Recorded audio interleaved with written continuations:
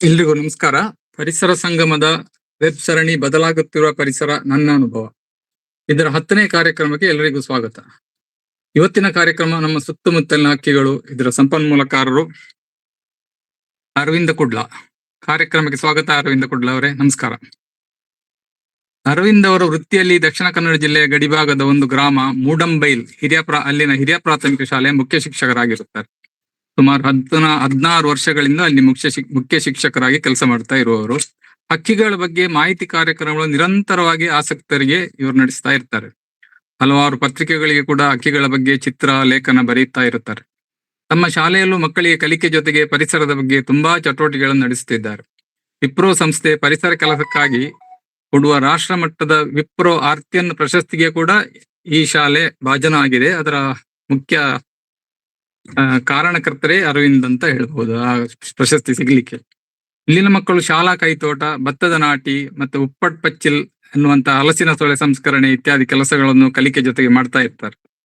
ಆಟಿ ತಿಂಗಳ ಆಹಾರ ವೈವಿಧ್ಯ ಎನ್ನುವ ಹಲವಾರು ಪತ್ರಿಕೆಗಳಲ್ಲಿ ಕೂಡ ವರದಿಯಾದ ಇನ್ನೊಂದು ವಿಶಿಷ್ಟ ಕಾರ್ಯಕ್ರಮ ಇಲ್ಲಿನ ಶಾಲೆದೊಂದು ವಿಶಿಷ್ಟವಾದ ಕಾರ್ಯಕ್ರಮ. ಇಲ್ಲಿ ಪ್ರತಿ ವಿದ್ಯಾರ್ಥಿ ಆಟಿ ತಿಂಗಳು ಸಾಧಾರಣ ಜುಲೈ 15ರಿಂದ ಆಗಸ್ಟ್ 15ರವರೆಗೆ ಬರ್ತದೆ. ಆ ತಿಂಗಳು ನಮ್ಮ ತುಳು ಲೆಕ್ಕಾಚಾರದಲ್ಲಿ ಆ ತಿಂಗಳಲ್ಲಿ ಪ್ರತಿ ವಿದ್ಯಾರ್ಥಿ ತನ್ನ ಮನೆಯಿಂದ ಆಟಿ ತಿಂಗಳಲ್ಲಿ ಮಾಡುವಂತ ವಿಶೇಷ ಅಡಿಗೆಗಳನ್ನು ತಗೊಂಡು ಬಂದು ಎಲ್ಲಾ ಮಕ್ಕಳ ಜೊತೆಗೆ ಹಂಚಿ ತಿನ್ನುವುದು. ಇದೊಂದು ಬಹಳ ವಿಶೇಷವಾದ ಒಂದು ಕಾರ್ಯಕ್ರಮವನ್ನು ಮಾಡಿಸಿಕೊಂಡು ಬರ್ತಾ ಇದ್ದಾರೆ. ಮತ್ತೆ ಅವರ ಇಡೀ ಕುಟುಂಬವೇ ಅಲ್ಲಿನ ಶಾಲೆಯಲ್ಲಿ ಇದೆ. ಅವರ ಪತ್ನಿ ಕೂಡ ಅಲ್ಲೇ ಈ ಕೆಲಸ ಮಾಡ್ತಾ ಇದ್ದಾರೆ ಶಿಕ್ಷಕಿಯಾಗಿ. ಅವರ ಮಗಳು ಕೂಡ ಅದೇ ಶಾಲೆ ಹೋಗ್ತಾ ಇದೆ. ಇನ್ನು ಮುಂದಿನ ಕಾರ್ಯಕ್ರಮ ಅರವಿಂದ್ ಅವರು ನಡೆಸಿಕೊಡ್ಲಿ. ನಮಸ್ತೆ ಎಲ್ರಿಗೂ. ಸುಮಾರು ಜನ ಸ್ನೇಹಿತರಿದ್ದಾರೆ. ಸಾಗರದಿಂದ ಗಿರೀಶಣ್ಣ ಇದ್ದಾರೆ, ಪ್ರಣಬ್ ಇದ್ದಾರೆ. ತುಂಬಾ ಜನರ ಹೆಸರು ನೋಡ್ದಂಗಾಯ್ತು. ಖುಷಿ ಆಗ್ತಿದೆ. ಈ ತಿಂಗಳು ಪ್ರಪಂಚದಾದ್ಯಂತ ನಮ್ಮ ಹಿತ್ತಲಿನ ಹಕ್ಕಿಗಳ ಒಂದು ಗಣತಿ ಮಾಡುವ ಕಾರ್ಯಕ್ರಮ ನಡೀತಾ ಇದೆ. ಪ್ರತಿ ವರ್ಷ ಫೆಬ್ರವರಿಯ 2ನೇ ವಾರ 2ನೇ ವಾರದ ಶುಕ್ರವಾರ, ಶನಿವಾರ, ಭಾನುವಾರ ಮತ್ತು ಸೋಮವಾರ. ಈ ವರ್ಷ ಫೆಬ್ರವರಿ 13, 14, 15, 16ಕ್ಕೆ ಬ್ಯಾಕ್ಯಾರ್ಡ್ ಬರ್ಡ್ ಕೌಂಟ್ ಅನ್ನುವಂತ ಒಂದು ಕಾರ್ಯಕ್ರಮ ಜಗತ್ತಿನಾದ್ಯಂತ ನಡೀತಾ ಇದೆ. ನಮ್ಮ ದೇಶ ಮಾತ್ರ ಅಲ್ಲ, ವರ್ಲ್ಡ್ ವೈಡ್. ಸೊ ಭಾರತದಲ್ಲೂ ಅನೇಕರು ಅವರವರ ಸುತ್ತಮುತ್ತಲು ಹಕ್ಕಿಗಳನ್ನ ಗಮನಿಸಿ ಅದನ್ನ ದಾಖಲಿಸುವ ಕಾರ್ಯಕ್ರಮಗಳನ್ನು ಮಾಡ್ತಾ ಇದ್ದಾರೆ. ನನಗೆ ಹಕ್ಕಿಗಳ ಆಸಕ್ತಿ ಶುರುವಾದದ್ದು ನನ್ನ ಕ್ಯಾಮ್ರಾದ ಮೂಲಕ. ನಾನು ಕುದುರೆಮುಖದ ಹತ್ರ ಒಂದು ಹಳ್ಳಿ ಶಾಲೆಯಲ್ಲಿ ಪ್ರಾರಂಭದಲ್ಲಿ ಮಾಸ್ಟರ್ ಆಗಿದ್ದೆ. ಕ್ಯಾಮ್ರಾದ ಇಂಟ್ರೆಸ್ಟ್ ಇತ್ತು. ಕ್ಯಾಮ್ರಾ ತಗೊಂಡು ಫೋಟೋ ತೆಗಿಲಿಕ್ಕೆ ಶುರು ಮಾಡಿದಾಗ ಸುಮಾರು ಬಗೆಯ ಹಕ್ಕಿಗಳು ಕಾಣ್ಲಿಕ್ಕೆ ಶುರು ಮಾಡಿದ್ವು. ಹಾಗೆ ಅವುಗಳ ಬಗ್ಗೆ ಅದು ಯಾವ ಹಕ್ಕಿ, ಅದರ ಹೆಸರು ಇತ್ಯಾದಿ ತಿಳ್ಕೊಳ್ತಾ ಆ ಆಸಕ್ತಿ ಜಾಸ್ತಿ ಆಗ್ತಾ ಹೋಯ್ತು. ಸೊ ಹಾಗೆ ತೆಗೆದ ಒಂದಿಷ್ಟು ಫೋಟೋಗಳು, ವಿಡಿಯೋಗಳನ್ನು ಇಟ್ಕೊಂಡು ನಾನು ಇವತ್ತು ನಿಮ್ ಜೊತೆ ಮಾತಾಡ್ತೇನೆ. ಯಾರಿಗಾರು ಮಧ್ಯದಲ್ಲಿ ಪ್ರಶ್ನೆ ಕೇಳಬೇಕು ಅನ್ಸಿದ್ರೆ ದಯವಿಟ್ಟು ಕೇಳಬಹುದು. ಯಾಕಂದ್ರೆ ತುಂಬಾ ಜನ ತುಂಬಾ ನೋಡಿರ್ತಾರೆ ಅಥವಾ ಇದು ನಮ್ಮಲ್ಲೂ ಇದೆ ಅಂತ ಅನ್ಸಿರ್ತದೆ. ಇಲ್ಲ ಕೊನೆಗೂ ನೀವು ನನ್ನ ಸ್ಟಾಪ್ ಮಾಡಿ ಮಾತಾಡ್ಬೋದು. ಸೊ ನಾನು ನನ್ನ ವಿಡಿಯೋ ಆಫ್ ಮಾಡಿ ನನ್ನ ಹಕ್ಕಿಗಳ ಫೋಟೋ ಓಪನ್ ಮಾಡ್ತೇನೆ. ಯಾರಾದ್ರೂ ಮೊಬೈಲ್ ಅಲ್ಲಿ ನೋಡ್ತಿದ್ರೆ ಹಾರಿಜಾಂಟಲ್ ಇಟ್ಕೊಳ್ಳಿ, ಅಡ್ಡಕ್ಕೆ ಇಟ್ಕೊಳ್ಳಿ, ಸೊ ದಟ್ ನಿಮ್ಮ ಹಕ್ಕಿಗಳ ಚಿತ್ರಗಳು ಬೆಟರ್ ಕಾಣಿಸ್ಬೋದು ಅಂತ ಅನ್ಕೊಳ್ತೇನೆ.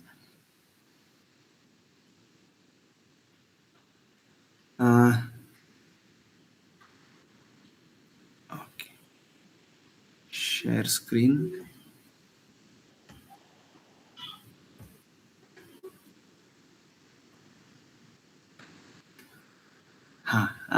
ಹಕ್ಕಿ ಚಿತ್ರ ಕಾಣ್ತಾ ಇದೆಯಾ?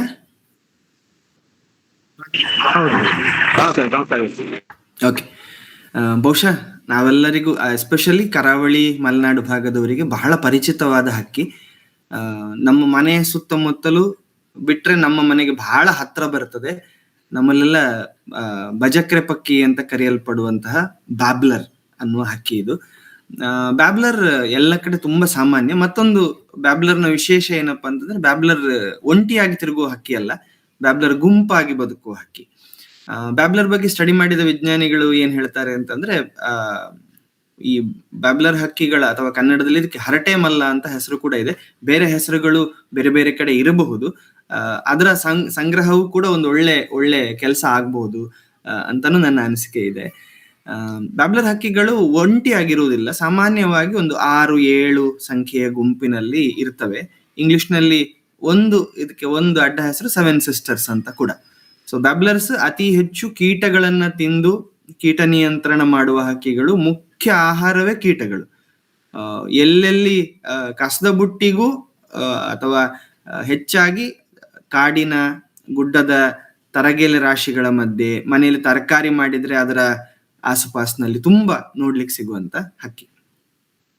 ಸೊ ಬ್ಯಾಬ್ಲರ್ ನಲ್ಲಿ ಇನ್ನೊಂದು ವೆರೈಟಿಯ ಬ್ಯಾಬ್ಲರ್ ಇದೆ. ಇದು ನಮ್ಮಲ್ಲಿ ಸ್ವಲ್ಪ ಲ್ಯಾಟರೈಟ್ ಇರುವ ಏರಿಯಾಗಳಲ್ಲಿ ಮಾತ್ರ ನೋಡ್ಲಿಕ್ಕೆ ಸಿಗುವಂತಹ ಬ್ಯಾಬ್ಲರ್. ಇದಕ್ಕೆ ಪಫ್ ಥ್ರೋಟೆಡ್ ಬ್ಯಾಬ್ಲರ್ ಅಂತ ಕರೀತಾರೆ. ಲ್ಯಾಟರೈಟ್ ಅಂದ್ರೆ ಈ ಜಂಬಿಟ್ಟಿಗೆ ಮಣ್ಣು ಅಥವಾ ಕೆಂಪು ಕಲ್ಲು, ಮುರ ಕಲ್ಲು ಇರುವ ಏರಿಯಾದಲ್ಲಿ ಸಾಮಾನ್ಯವಾಗಿ ನೋಡ್ಲಿಕ್ಕೆ ಸಿಗುವಂತಹ ಬ್ಯಾಬ್ಲರ್ ಇದು. ಇನ್ನೊಂದು ರೀತಿಯ ಬ್ಯಾಬ್ಲರ್ ಕೂಡ ನಮ್ಮ ಸುತ್ತಮುತ್ತ ಕಾಣ್ಲಿಕ್ಕೆ ಸಿಗ್ತದೆ. ಇದು ನಮ್ಮ ಸುತ್ತಮುತ್ತ ನೋಡ್ಲಿಕ್ಕೆ ಸಿಗ್ತಿರುವ ಇನ್ನೊಂದು ಬ್ಯಾಬ್ಲರ್. ಇದು ಕೂಡ ಮಲೆನಾಡು ಮತ್ತು ಕರಾವಳಿಯಲ್ಲಿ ತುಂಬಾ ಸಾಮಾನ್ಯ, ತುಂಬಾ ಕಾಮನ್ ಆಗಿ ನೋಡ್ಲಿಕ್ಕೆ ಸಿಗುವಂತಹ ಬ್ಯಾಬ್ಲರ್.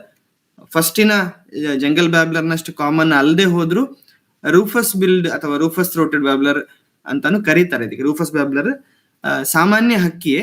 ಸಂಜೆ ಮತ್ತು ಬೆಳಗ್ಗೆ ನಾನು ಇದಕ್ಕೆ ತಮಾಷೆಗೆ ಹೇಳಿಕೊಂಡು, ನಮ್ಮಲ್ಲಿ ಮಂಗಳೂರಿನ ಬಸ್ ಕಂಡಕ್ಟರ್ಗಳು ಹೇಗೆ ವಿಸಿಲ್ ಹೊಡಿತಾರೋ, ಅಂದ್ರೆ ಹತ್ತಿ ಇಳಿಯುವಾಗ ಆಯ್ತಾಯ್ತು ಅಂತ ಬೇಗ ಅರ್ಜೆಂಟ್ ಮಾಡುವ ತರ ವಿಸಿಲ್ ಹೊಡಿತಾರೋ ಆ ತರದ ಶಬ್ದ ಮಾಡುವಂತಹ ಹಕ್ಕಿ ರೂಫಸ್ ಬ್ಯಾಬ್ಲರ್. ಅಥವಾ ಮಲೆನಾಡಿನೊಳಗಡೆ ದಟ್ಟ ಕಾಡಿನಲ್ಲಿ ನೋಡುವ ಆಸಕ್ತಿ ಇದ್ದವರಿಗೆ ಇದು ಸ್ಕಿಮ್ಯಾಟರ್ ಬ್ಯಾಬ್ಲರ್ ಅಂತ ಕರೀತಾರೆ. ಸ್ವಲ್ಪ ಕಾಡು ಪ್ರದೇಶದಲ್ಲಿ ಜಾಸ್ತಿ ಇರುವ ಹಕ್ಕಿ. ಸಾಮಾನ್ಯ ಊರಿನಲ್ಲಿ ನೋಡ್ಲಿಕ್ಕೆ ಸಿಗುವುದಿಲ್ಲ. ತೇಜಸ್ವಿ ಅವರ ಪುಸ್ತಕಗಳಲ್ಲಿ ಅಲ್ಲಲ್ಲಿ ಈ ಹಕ್ಕಿ ಹಣ್ಣುಗಳನ್ನ ತಿನ್ನುವ ಫೋಟೋಗಳನ್ನ ನೋಡಿದ ನೆನಪಿದೆ ನನಗೆ. ಸೊ ನನಗೂ ಇದು ನನ್ನ ಕುದುರೆಮುಖದ ಸಂಸೆಯ ಭಾಗದಲ್ಲಿ ನೋಡ್ಲಿಕ್ಕೆ ಸಿಕ್ಕಿದ್ದು. ಈ ಕಡೆ ಶಬ್ದ ಕೇಳಿದ್ದೇನೆ, ನಾನು ಹಕ್ಕಿಯ ಶಬ್ದ ಕೇಳಿದ್ದೇನೆ, ಆದ್ರೆ ಹಕ್ಕಿ ನೋಡಿದ್ದು ಬಹಳ ಕಡಿಮೆ. ಇದಿಷ್ಟು ಕೂಡ ಬ್ಯಾಬ್ಲರ್ಸ್ ವೆರೈಟಿಗಳು ನಮ್ಮಲ್ಲಿ ಕರಾವಳಿ ಮಲೆನಾಡಿನಲ್ಲಿ ಇರುವಂತದ್ದು. ಇನ್ನೊಂದು ಪುಟಾಣಿ ಬ್ಯಾಬ್ಲರ್ ಇದೆ, ನಾನು ತೋರಿಸ್ತೇನೆ. ಓಕೆ, ಇದು ಫೋಟೋ ಚೇಂಜ್ ಆಗಿದ್ರೆ ತಲೆ ಕಪ್ಪು, ಹಳದಿ ಕಣ್ಣು, ಹೊಟ್ಟೆ ಇದು ಗುಬ್ಬಚ್ಚಿ ಸೈಜಿನ ಬ್ಯಾಬ್ಲರ್. ಇದು ಪೊದೆಗಳ ಒಳಗಡೆಯೇ ಹೆಚ್ಚು ಓಡಾಡುವುದು. ಟುಕ್ಕು ಟುಕ್ಕು ಟುಕ್ಕು ಟುಕ್ಕು ಅಂತ ಒಂದು ಸಣ್ಣ ಶಬ್ದ ಮಾಡ್ತಾ ಓಡಾಡ್ತಾ ಇರ್ತದೆ. ಸೊ ಇದು ಕೂಡ ನಾನು ಇದನ್ನು ಕಾರ್ಕಳದಲ್ಲಿ ಒಮ್ಮೆ ಸ್ನೇಹಿತರ ಜೊತೆ ಬರ್ಡ್ ವಾಚಿಂಗ್ ಹೋದಾಗ ತಗೊಂಡಿದ್ದು. ಸೊ ಸಣ್ಣ ಪುಟ್ಟ ಕಾಡು ಪೊದೆ ಇರುವ ಪ್ರದೇಶಗಳಲ್ಲಿ ಸಾಮಾನ್ಯ. ಸೊ ಇದೊಂದು ಡಾರ್ಕ್ ಫ್ರಾಂಟೆಡ್ ಬ್ಯಾಬ್ಲರ್, ಜಂಗಲ್ ಬ್ಯಾಬ್ಲರ್, ಪಫ್ ಥ್ರೋಟೆಡ್ ಬ್ಯಾಬ್ಲರ್, ರೂಫಸ್ ಬ್ಯಾಬ್ಲರ್ ಮತ್ತು ಸ್ಕಿಮ್ಯಾಟರ್ ಬ್ಯಾಬ್ಲರ್. 5 ತರದ ಬ್ಯಾಬ್ಲರ್ಗಳನ್ನ ನಾವು ನೋಡ್ಲಿಕ್ಕೆ ಸಾಧ್ಯ ಆಗ್ತದೆ. ಇನ್ನು ಮುಂದೆ ನೆಕ್ಸ್ಟ್ ಬಂದ್ರೆ ನಮ್ಮ ಸುತ್ತಮುತ್ತ ಇರುವ ಸಾಮಾನ್ಯ ಹಕ್ಕಿಗಳಲ್ಲಿ ಒಂದು ಇದಕ್ಕೆ ಬಾರ್ಬೆಟ್ಸ್ ಅಂತ ಕರೀತಾರೆ. ಬಾರ್ಬೆಟ್ಸ್ ಅಂದ್ರೆ ಕನ್ನಡದಲ್ಲಿ ಕುಟ್ರಕ್ಕಿಗಳು ಅಂತ ನಾವು ಕರಿತೇವೆ. ಸೊ ಕುಟ್ರಕ್ಕಿಗಳಲ್ಲಿ 3 ತರದ ಕುಟ್ರಕ್ಕಿಗಳು ನಮ್ಮ ಆಸುಪಾಸಿನಲ್ಲಿದೆ. ಇದು ಕೇವಲ ಮಲೆನಾಡಿನಲ್ಲಿ ಮಾತ್ರ ನೋಡ್ಲಿಕ್ಕೆ ಸಿಗುವಂತ. ನೀವು ಗಮನಿಸಬಹುದು, ಗಲ್ಲ, ಕಣ್ಣಿನ ಸುತ್ತ ಎಲ್ಲ ಕೆಂಪು ಬಣ್ಣ ಇದೆ. ಕ್ರಿಮ್ಸನ್ ಥ್ರೋಟೆಡ್ ಬಾರ್ಬೆಟ್ ಅಂತಾರೆ. ಈಗ ಹೊಸ ಹೆಸರು ಇದಕ್ಕೆ ಮಲಬಾರ್ ಬಾರ್ಬೆಟ್ ಅಂತ. ಸಾಮಾನ್ಯ ಫೈಕಸ್ ಜಾತಿಯ ಮರಗಳ ಹಣ್ಣುಗಳನ್ನು ತಿನ್ಲಿಕ್ಕೆ ಬರ್ತದೆ. ಅವುಗಳ ಎಡೆಯಲ್ಲಿ, ಎಲೆಗಳ ಒಳಗೆ ಬದಿಯಲ್ಲಿ ಕೂತ್ರೆ, ಎಲೆಗಳ ಮಧ್ಯದಲ್ಲಿ ಕೂತ್ರೆ ಎಲೆಗಳಷ್ಟೇ ಗಾತ್ರ, ಬಹಳ ದೊಡ್ಡದಿಲ್ಲ. ಮತ್ತು ಹಸಿರು ಬಣ್ಣದ ಕಾರಣದಿಂದ ತಕ್ಷಣ ಗುರುತಿಸುವುದು, ನೋಡ್ಲಿಕ್ಕೆ ಸಿಗುವುದು ಕಷ್ಟ. ಆದ್ರೆ ಶಬ್ದ ಕೇಳ್ತದೆ, ಕುಂಗ್ ಕುಂಗ್ ಕುಂಗ್ ಕುಂಗ್ ಕುಂಗ್ ಅಂತ ಸಣ್ಣ ಒಂದು ಶಬ್ದವನ್ನ ನಿರಂತರ ಹೊರಡಿಸ್ತಾ ಇರ್ತದೆ. ಅದರಲ್ಲಿ ಇನ್ನೊಂದು ತರದ ಬಾರ್ಬೆಟ್ ಅಥವಾ ನಮ್ಮಲ್ಲಿ ಕುಟ್ರು ಹಕ್ಕಿ ಅಂತ ಕರೀತಾರೆ. ಯಾಕಂದ್ರೆ ಇದು ಕೂಗಿದ್ರೆ ಕುಟುರು ಕುಟುರು ಅಂತ ಶಬ್ದ ಕೇಳ್ತದೆ. ಅಂತ ಒಂದು ಶಬ್ದ ನಾವೆಲ್ಲ ಕೇಳಿರ್ಬೋದು. ಈಗಂತೂ ಬೆಳಗ್ಗೆ ಸಂಜೆ ಹೊತ್ತುಗಳಲ್ಲಿ ತುಂಬಾ ಸಾಮಾನ್ಯವಾಗಿ ಕೇಳಲಿಕ್ಕೆ ಸಿಗುವಂತ ಶಬ್ದ. ಇದಕ್ಕೆ ಇಂಗ್ಲಿಷ್ ನಲ್ಲಿ ವೈಟ್ ಚೀಕ್ಡ್ ಬಾರ್ಬೆಟ್ ಅಥವಾ ಕನ್ನಡದಲ್ಲಿ ನಾವು ಬಿಳಿ ಗಲ್ಲದ ಕುಟ್ರು ಹಕ್ಕಿ ಅಂತಾನು ಕರೀತೇವೆ. ಸೊ ಬಾರ್ಬೆಟ್ಸ್ ಅಲ್ಲಿ 2 ವೆರೈಟಿ ನನ್ನ ಹತ್ರ ಇರೋದು, ಇನ್ನೊಂದು ವೆರೈಟಿದ್ದು ಇಲ್ಲ. ಇನ್ನು ಮುಂದೆ ಹೋದ್ರೆ ನಮ್ಮ ಸುತ್ತಮುತ್ತ ತಂತಿಗಳ ಮೇಲೆ ಈ ತರದ ಒಂದು ಹಕ್ಕಿ ಸಾಮಾನ್ಯವಾಗಿ ನೋಡ್ಲಿಕ್ಕೆ ಸಿಗ್ತದೆ. ಚಳಿಗಾಲದಲ್ಲಿ ಗುಂಪು ಗುಂಪಾಗಿ ಒಟ್ಟಿಗೆ ಕೂತ್ಕೊಂಡಿರ್ತವೆ. 2, 4, 6 ಒಟ್ಟೊಟ್ಟಿಗೆ ಕೂತಿರ್ತವೆ. ಬಿಟ್ರೆ ಯಾವ್ದಾದ್ರು ಒಂದು ಕೊಂಬೆ ಮೇಲೆ ಬಂದು ಕೂತ್ಕೊಂಡು ಅಲ್ಲಿಂದ ಹಾರಿ ಹೋಗಿ ಮತ್ತೆ ಅದೇ ಕೊಂಬೆ ಮೇಲೆ ಹಾರಿ ಬಂದು ಕೂತ್ಕೊಳ್ಳುವ ಹಕ್ಕಿಗಳು. ನೀವು ಇದರ ಕೊಕ್ಕನ್ನ ಗಮನಿಸಿದ್ರೆ ಉದ್ದ, ನಮ್ಮಲ್ಲಿ ಹಾರೆಗುದ್ಲಿಯಲ್ಲಿ ಪಿಕ್ಕಾಸ್ ಅಂತ ನಾವು ಹೇಳ್ತೇವೆ, ಪಿಕ್ಕಾಸಿನ ಶೇಪಿನ ಉದ್ದ ಕೊಕ್ಕು. ಇದರ ಮುಖ್ಯ ಆಹಾರ ಜೇನ್ನೊಣ. ಹಾಗಾಗಿ ಇದನ್ನ ಬಿ ಈಟರ್ ಅಂತ ಕರೀತಾರೆ. ಜೇನು ನೊಣವನ್ನ ಹಿಡಿದು ತಿನ್ನೋ ಹಕ್ಕಿ. ಅತ್ಯಂತ ಫೇವರೆಟ್, ಅತ್ಯಂತ ಇಷ್ಟದ ಆಹಾರ ಜೇನ್ನೊಣ, ಮತ್ತು ಹಾರುವ ಕೀಟಗಳನ್ನ ಹಿಡಿದು ತಿಂತದೆ. ಇದು ಒಂದು ಬಿ ಈಟರ್. ಇದು ಇನ್ನೊಂದು ಜಾತಿಯ B eater, chestnut headed bee eater ಅಂತ ಕರೀತಾರೆ. ಇದು ತುಂಬಾ ಚಂದದ ಬಣ್ಣ, ಕಲರ್ಫುಲ್ ಆದಂತಹ ಬಿ ಈಟರ್. ಕನ್ನಡದಲ್ಲಿ ಇದಕ್ಕೆ ಕಳ್ಳಪೀರ ಅಥವಾ ಗಣಿಗಾರ್ಲೆ ಹಕ್ಕಿ ಅಂತಾನು ಹೆಸರಿದೆ. ಕಾರಣ ಏನಂತಂದ್ರೆ, ಕಳ್ಳಪೀರ ಅಥವಾ ಗಣಿಗಾರ್ಲೆ ಹಕ್ಕಿ ಗೂಡು ಮಾಡುವುದು ಮಣ್ಣಿನ ದರೆ ಅಥವಾ ಬರೆ ಅಂತ ನಾವೇನ್ ಹೇಳ್ತೇವೆ, ಮಣ್ಣು ಕಟ್ ಮಾಡಿದ ಜಾಗ ಅಥವಾ ಗುಡ್ಡದ ಇಳಿಜಾರಿನಲ್ಲಿ ಅಂಥ ಜಾಗದಲ್ಲಿ ತೂತು ಮಾಡಿ, ಟನಲ್ ಮಾಡಿ ಅದರ ಒಳಗಡೆ ಮೊಟ್ಟೆ ಇಟ್ಟು ಬದುಕುವ ಹಕ್ಕಿ. ಹಾಗಾಗಿ ಗಣಿ ಹಾಗೆ ಕೊರೆಯುವ ತಾಕತ್ತಿರುವಂತ ಹಕ್ಕಿ, ಹಾಗಾಗಿ ಗಣಿಗಾರ್ಲೆ ಹಕ್ಕಿ ಅಂತ ಕರೀತಾರೆ. ಸೊ ಇದರಲ್ಲಿ ಇನ್ನೊಂದು ವೆರೈಟಿ ನೀಲಿ ಬಾಲದ ಬಿ ಈಟರ್ ಅಂತ ನಾವು, ನೀಲಿ ಬಾಲದ ಕಳ್ಳಪೀರ ಅಂತೂ ಕರೀತಾರೆ, ಬ್ಲೂ ಟೈಲ್ಡ್ ಬಿ ಈಟರ್. ಸಾಮಾನ್ಯವಾಗಿ ಸಣ್ಣ ಪುಟ್ಟ ನೀರಿನ ಮೂಲಗಳು, ಗದ್ದೆ, ಕೆರೆ ಅಥವಾ ಆ ತರದ ಜಾಗಗಳಲ್ಲಿ ಸಾಮಾನ್ಯವಾಗಿ ಇರ್ತದೆ. ಆದ್ರೆ ನನಗೆ ಲಾಸ್ಟ್ 2 ವಾರದ ಹಿಂದೆ ನನಗೆ ಆಶ್ಚರ್ಯ ಆಗಿತ್ತು, ಮಂಗಳೂರಿನಲ್ಲಿ ನಮ್ಮ ಮನೆ ಹತ್ರನೂ ನೋಡ್ಲಿಕ್ಕೆ ಸಿಕ್ಕಿತ್ತು. ಮನೆ ಹತ್ರ ಮುಂಚೆ ಗದ್ದೆಗಳಿತ್ತು, ಆದ್ರೆ ಈಗ ಗದ್ದೆಗಳಿಲ್ಲ, ಎಲ್ಲ ಫುಲ್ ಆಗಿ ಅಪಾರ್ಟ್ಮೆಂಟ್ಸ್ ಆಗಿದಾವೆ. ಬಟ್ ಸ್ಟಿಲ್ ಒಂದು ಜೋಡಿ ಕಾಣ್ಲಿಕ್ಕೆ ಸಿಕ್ಕಿತ್ತು, ಬಹಳ ಆಶ್ಚರ್ಯ ಆಯ್ತು. ಸೊ ಇದು ಬಿ ಈಟರ್ಗಳಲ್ಲೇ ಅತ್ಯಂತ ದೊಡ್ಡದು, ನೀಲಿ ಗಡ್ಡ ಇರುವಂತಹ ಬಿ ಈಟರ್. ಇದು ಹೆಚ್ಚು ಮಲೆನಾಡಿನ ಹಕ್ಕಿ. ನಮ್ಮ ಕರಾವಳಿ ಈ ಕಡೆ ಇವರು ಇದೆ, ಇಲ್ಲ ಅಂತಲ್ಲ, ಬಹಳ ರೇರ್ ನೋಡ್ಲಿಕ್ಕೆ ಸಿಗುದು.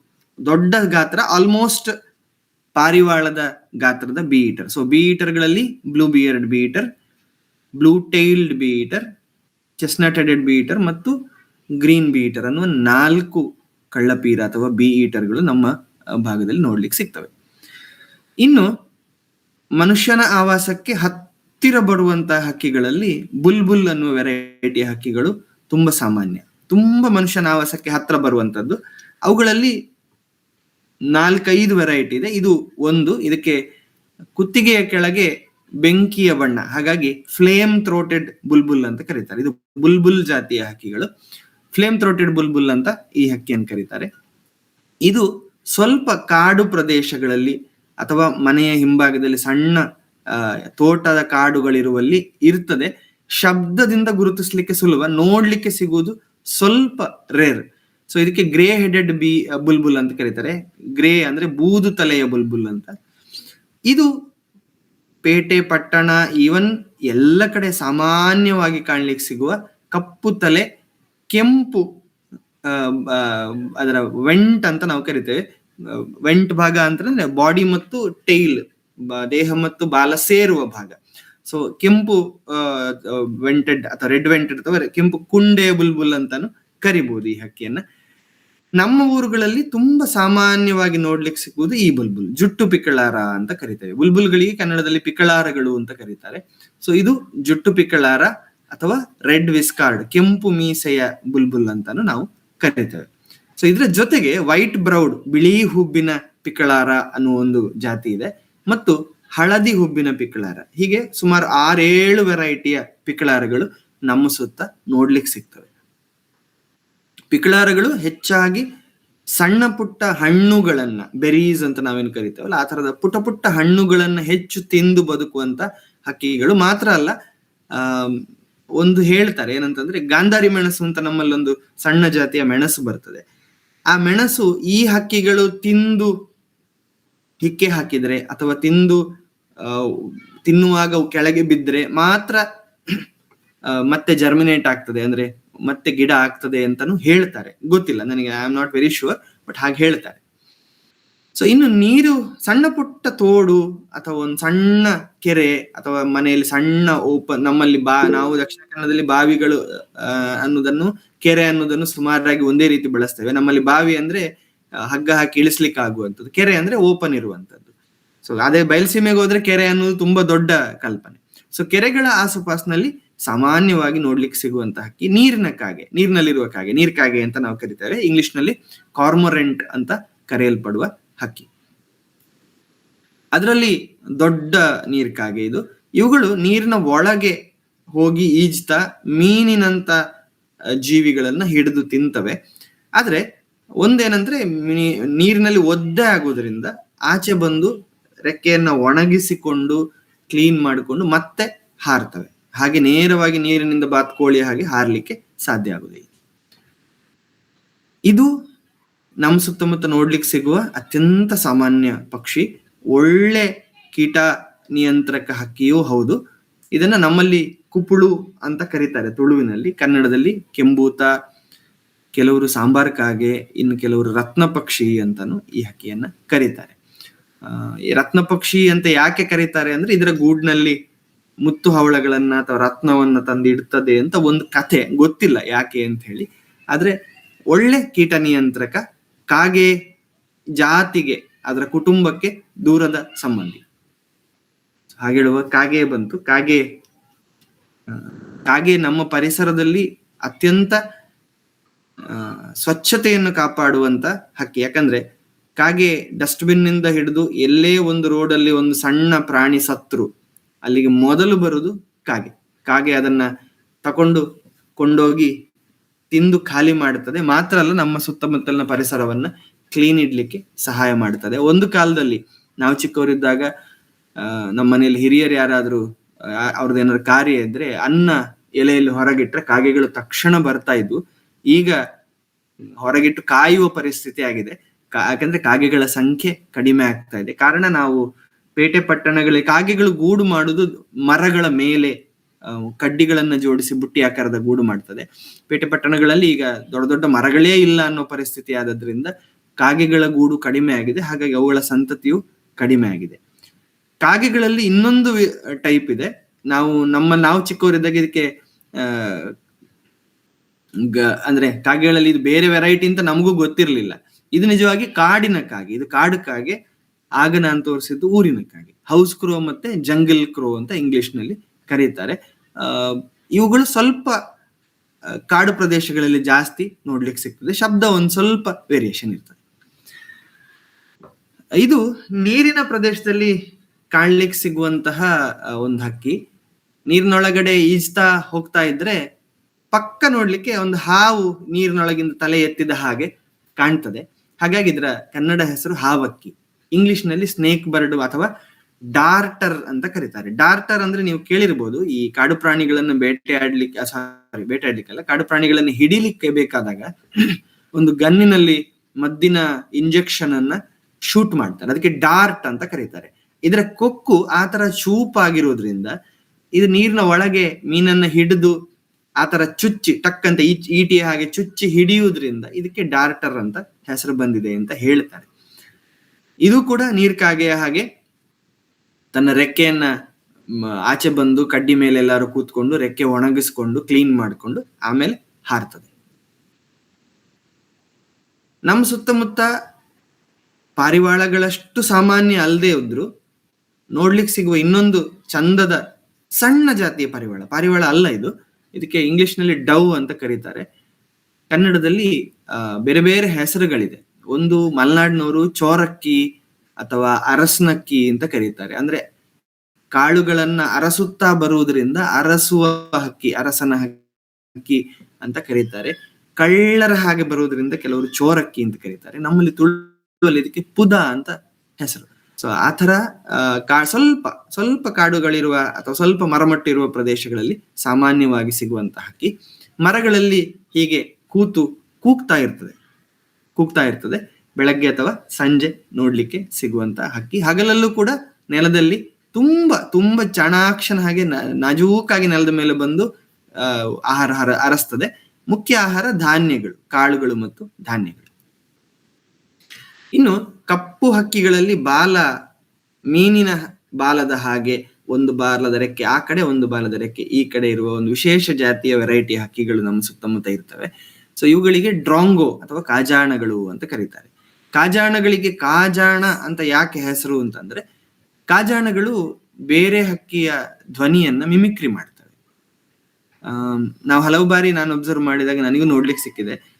ಅದರ ಮೂಲ ಧ್ವನಿಯ ಜೊತೆಗೆ ಒಂದು ಬೇಟೆಗಾರ ಹಕ್ಕಿಯ ಧ್ವನಿ, ಇಲ್ಲ ಬೆಕ್ಕಿನ ಧ್ವನಿ, ಹಾಗೆಲ್ಲ ಬೇರೆ ಬೇರೆ ಧ್ವನಿಗಳನ್ನ ಏಕಕಾಲಕ್ಕೆ ಅನುಕರಣೆ ಮಾಡ್ತಾ ಕನ್ಫ್ಯೂಸು ಮಾಡ್ತದೆ.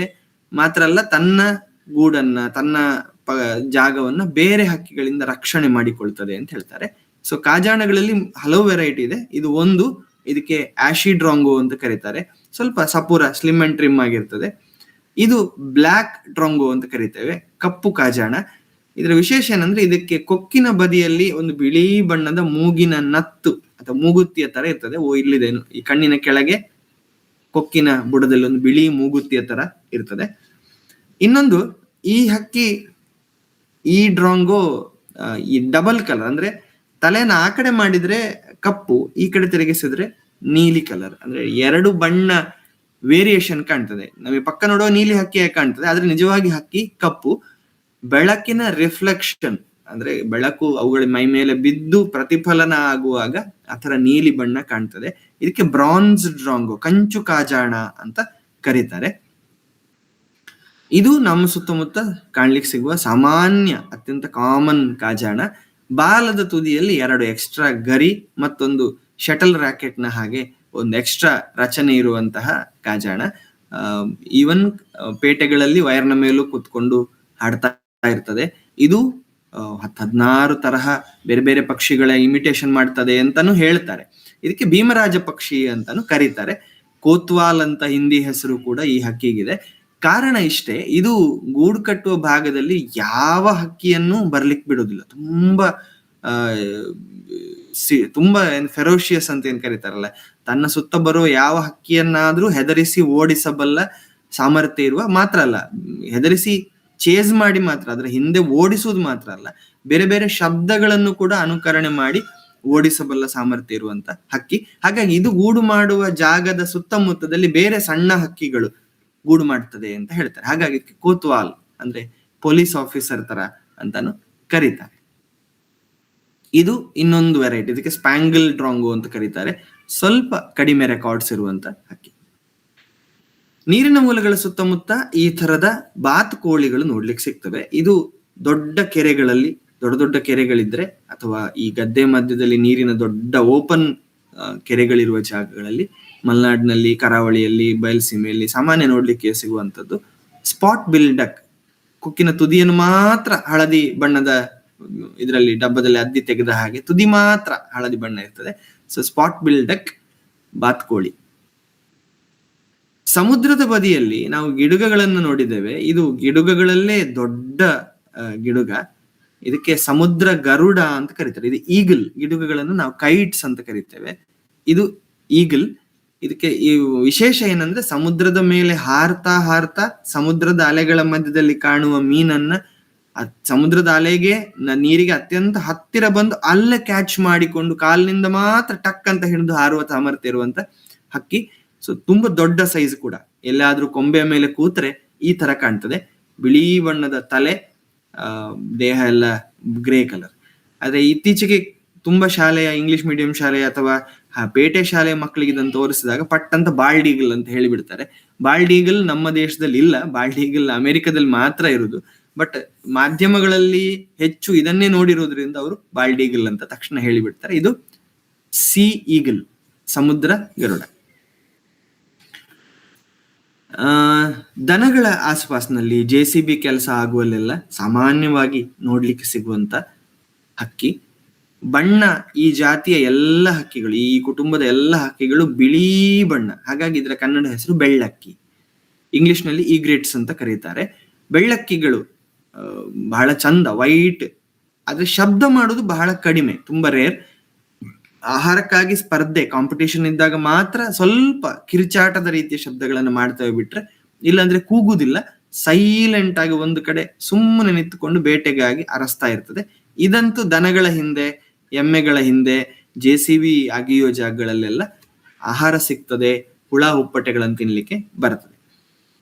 ಬ್ರೀಡಿಂಗ್ ಸೀಸನ್ ಅಲ್ಲಿ ನೀವಿಲ್ಲಿ ನೋಡುವ ಹಾಗೆ ಕೇಸರಿ ಬಣ್ಣದ ಗರಿಗಳು ಬರ್ತದೆ. ನೀರ ಹಕ್ಕಿಗಳಿಗೆ ಬ್ರೀಡಿಂಗ್ ಸೀಸನ್ ಸಾಮಾನ್ಯ ಮಳೆಗಾಲ ಒಳ್ಳೆ ಮಳೆ ಬಂದು ಕಡಿಮೆ ಆಗ್ಲಿಕ್ಕೆ ಶುರುವಾಗುವಾಗ ಬ್ರೀಡಿಂಗ್ ಸೀಸನ್. ಯಾಕಂದ್ರೆ ಆಗ ಯಥೇಚ್ಛವಾಗಿ ಅವುಗಳಿಗೆ ಆಹಾರ ಸಿಗ್ತದೆ ಅನ್ನುವ ಕಾರಣಕ್ಕಾಗಿ ಅವು ಬ್ರೀಡಿಂಗ್ ಸೀಸನ್ ಆ ಕಾಲಕ್ಕೆ ಮಾಡ್ತದೆ. ಆದ್ರೆ ಗೂಡುಗಳನ್ನ ಒಂದೊಂದು ಬಾರಿ ಪೇಟೆಯ ಬದಿಯಲ್ಲಿ, ಬಸ್ ಸ್ಟ್ಯಾಂಡಿನ ಬದಿಯ ದೊಡ್ಡ ಮರಗಳಲ್ಲಿ ಮಾಡಿದ್ದನ್ನು ನೋಡಿದ್ದೇನೆ. ಈ ಹಕ್ಕಿಗಳು ನಾನು ಬಹಳ ಬಾರಿ ನೋಡಿದ್ದು ಪುತ್ತೂರಿನ ಬಸ್ ಸ್ಟ್ಯಾಂಡಿನ ಪಕ್ಕದಲ್ಲಿ ಗಾಂಧಿ ಚೌಕದ ಹತ್ರ ಒಂದು ದೊಡ್ಡ ಮರ ಇತ್ತು. ಅದರಲ್ಲಿ ತುಂಬಾ ಗೂಡುಗಳು ಒಟ್ಟಿಗೆ. ಇವನ್ ಅಡ್ಡನಡ್ಕದಲ್ಲಿ ನಾನು ದಿನ ಶಾಲೆಗೆ ಹೋಗುವ ಅಡ್ಡನಡ್ಕ ಪೇಟೆಯ ಮರದಲ್ಲಿ, ಈ ತರ ಪೇಟೆಯ ಲೈಟ್ ಇರುವ ಜಾಗದ ಮರಗಳಲ್ಲಿ ಗೂಡು ಮಾಡುವುದನ್ನ ನಾನು ಬಹಳ ಬಾರಿ ಗಮನಿಸಿದ್ದೇನೆ. ಸೊ ಬೆಳ್ಳಕ್ಕಿಗಳು ಆ ತರದ ಜಾಗಗಳಲ್ಲಿ ಏನಂದ್ರೆ ಒಂಟಿಯಾಗಿ ಮಾಡುವುದಿಲ್ಲ ಗೂಡು, ಹಲವು ಹಕ್ಕಿಗಳು ಒಟ್ಟಿಗೆ ಒಂದು ಮರದ ಮೇಲೆ ಗೂಡು ಮಾಡ್ತವೆ. ನೀರಿನ ಹಕ್ಕಿಗಳ ಒಂದು ಅಭ್ಯಾಸ ಅದು, ಯಾಕಂದ್ರೆ ಅದು ಆಹಾರಕ್ಕಾಗಿ ಹೋದಾಗ ಇನ್ನೊಂದು ಬೇಟೆಗಾರ ಏನಾದ್ರು ಬಂದ್ರೆ ಒಂದಲ್ಲ ಒಂದು ಪೇರೆಂಟ್ ಆ ಭಾಗದಲ್ಲಿ ಇರ್ತದೆ ಅನ್ನುವ ತರ, ಆ ತರದ ಸೇಫ್ಟಿಗಾಗಿ ಆ ತರ ಗೂಡು ಮಾಡ್ತವೆ. ಇದು ಇನ್ನೊಂದು ಜಾತಿಯ ಬೆಳ್ಳಕ್ಕಿ. ಇವು ಬೆಳ್ಳಕ್ಕಿಗಳಲ್ಲಿ ಸಣ್ಣ ಗಾತ್ರದ್ದು. ಇದು ಕಾಲು ಒಂದು ಹಳದಿ ಮಿಶ್ರಿತ ಕ್ರೀಮಿಶ್ ಕಲರ್ನ ಕಾಲು, ಮತ್ತೊಂದು ಜುಟ್ಟು, ಮತ್ತೊಂದು ನೀವು ಹಿಂದಿನ ಬೆಳ್ಳಕ್ಕಿಯನ್ನು ಗಮನಿಸಿದ್ರೆ ಕೊಕ್ಕು ಹಳದಿ ಇತ್ತು, ಈ ಹಕ್ಕಿಯ ಕೊಕ್ಕು ಕಪ್ಪು. ಸೊ ಆ ವ್ಯತ್ಯಾಸ ಇದೆ. ಇದು ಸಣ್ಣದು, ಲಿಟಲ್ ಈಗ್ರೇಟ್ ಅಂತ ಕರೀತಾರೆ. ಬೆಳ್ಳಕ್ಕಿಗಳಲ್ಲಿ ಆ ತರದ 3-4-5 ವೆರೈಟಿಗಳು ಇದೆ. ಇನ್ನು ಮರಕುಟಿಕಗಳು ನಮ್ಮ ಸುತ್ತಮುತ್ತ ತುಂಬಾ ಸಾಮಾನ್ಯವಾಗಿ ನೋಡ್ಲಿಕ್ಕೆ ಸಿಗುವ ಮರಕುಟಿಗ ಇದು. ಮರಕುಟಿಗಳಲ್ಲಿ ಸಾಧಾರಣ ಎಲ್ಲ ಪೇಟೆ ಪಟ್ಟಣದಲ್ಲೂ ತೆಂಗಿನ ಮರಕ್ಕೆ, ಅಡಿಕೆ ಮರಕ್ಕೆ ಹೆಚ್ಚಿನ ಕಡೆಗಳಲ್ಲಿ ಬಂದು ಮರ ಕುಟ್ಟುವಂತ ಮರಕುಟಿಗ. ಗಂಡು ಹಕ್ಕಿಗೆ ಕೆಂಪು ಬಣ್ಣದ ಕೂದಲು, ನೆಟ್ಟಗೆ ನಾವೆಲ್ಲ ಈಗ ಅಡ್ವರ್ಟೈಸ್ಮೆಂಟ್ ಎಲ್ಲ ತೋರಿಸ್ತಾರಲ್ಲ, ಜೆಲ್ ಹಾಕಿ ಕೂದಲನ್ನ ಹೀಗೆ ಸ್ಟ್ರೈಟ್ ಸ್ಟೈಲ್ ಮಾಡಿದ ಹಾಗೆ ಚಂದದ ಕೂದಲ್ನ ಕ್ರೆಸ್ಟ್ ಇರುವಂತ ಹಕ್ಕಿ. ಕಾಮನ್ ಫ್ಲೇಮ್ ಬ್ಯಾಕ್ ಅಂತ ಕರೀತಾರೆ, ಯಾಕಂದ್ರೆ ಅದರ ಬೆನ್ನಿನ ಬಣ್ಣ ಬೆಂಕಿಯ ಬಣ್ಣದ ಬೆನ್ನಿನ ಹಕ್ಕಿ ಅಂತ ಇಂಗ್ಲಿಷ್ ಹೆಸರು. ಮರಕುಟಿಗ ಸಾಮಾನ್ಯವಾದ ಹೆಸರು. ಮರಕುಟಿಗೊಂದು ವಿಶೇಷ ತಾಕತ್ತಿದೆ. ಮರಕುಟಿಗ ಮರವನ್ನು ಕುಟ್ಟುವಾಗ 1 ಸೆಕೆಂಡಿಗೆ 5-10 ಸರಿ, ಅದು ಸ್ಪೀಶೀಸ್ ಇಂದ ವ್ಯತ್ಯಾಸ ಆಗ್ತದೆ. ಕೆಲವು ಮರಕುಟಿಗಳು 1 ಸೆಕೆಂಡಿಗೆ 20 ಬಾರಿ ಕೂಡ ಕುಟ್ಟುವ ಮರಕುಟಿಗಳಿದೆ. ಇನ್ನೊಂದೇನಂದ್ರೆ, ಯಾವುದೇ ಆಧಾರ ಇಲ್ಲದೆ ಮರದ ತೊಗಟೆಯ ಮೇಲೆ ಯಾವ ಭಾಗದಲ್ಲಾದ್ರೂ ಗ್ರಿಪ್ ಹಿಡಿದು ಕುತ್ಕೊಳ್ಲಿಕ್ಕೆ ಆಗುವ ಒಂದು ಅದ್ಭುತ ಕಾಲಿನ ಬೆರಳಿನ ರಚನೆ ಈ ಹಕ್ಕಿಗಿದೆ. ಎಲ್ಲ ಹಕ್ಕಿಗಳಿಗೆ ಎದುರುಗಡೆ 3 ಅಥವಾ 2 ಬೆರಳು, ಹಿಂದೆ 1 ಬೆರಳಿದ್ರೆ, ಈ ಹಕ್ಕಿ ವಿಶೇಷ ಎದುರುಗಡೆ 2 ಹಿಂದ್ಗಡೆ 2, ಅಂದ್ರೆ ಈಕ್ವಲ್ ಗ್ರಿಪ್, ಮೇಲೆ ಕೆಳಗೆ ಹಿಡಿದು ಕುತ್ಕೊಳ್ಲಿಕ್ಕೆ ಆಗುವ ತರದ ಒಂದು ಅದ್ಭುತ ಗ್ರಿಪ್ ಇರುವ ಬೆರಳುಗಳನ್ನು ಹೊಂದಿರ್ತದೆ.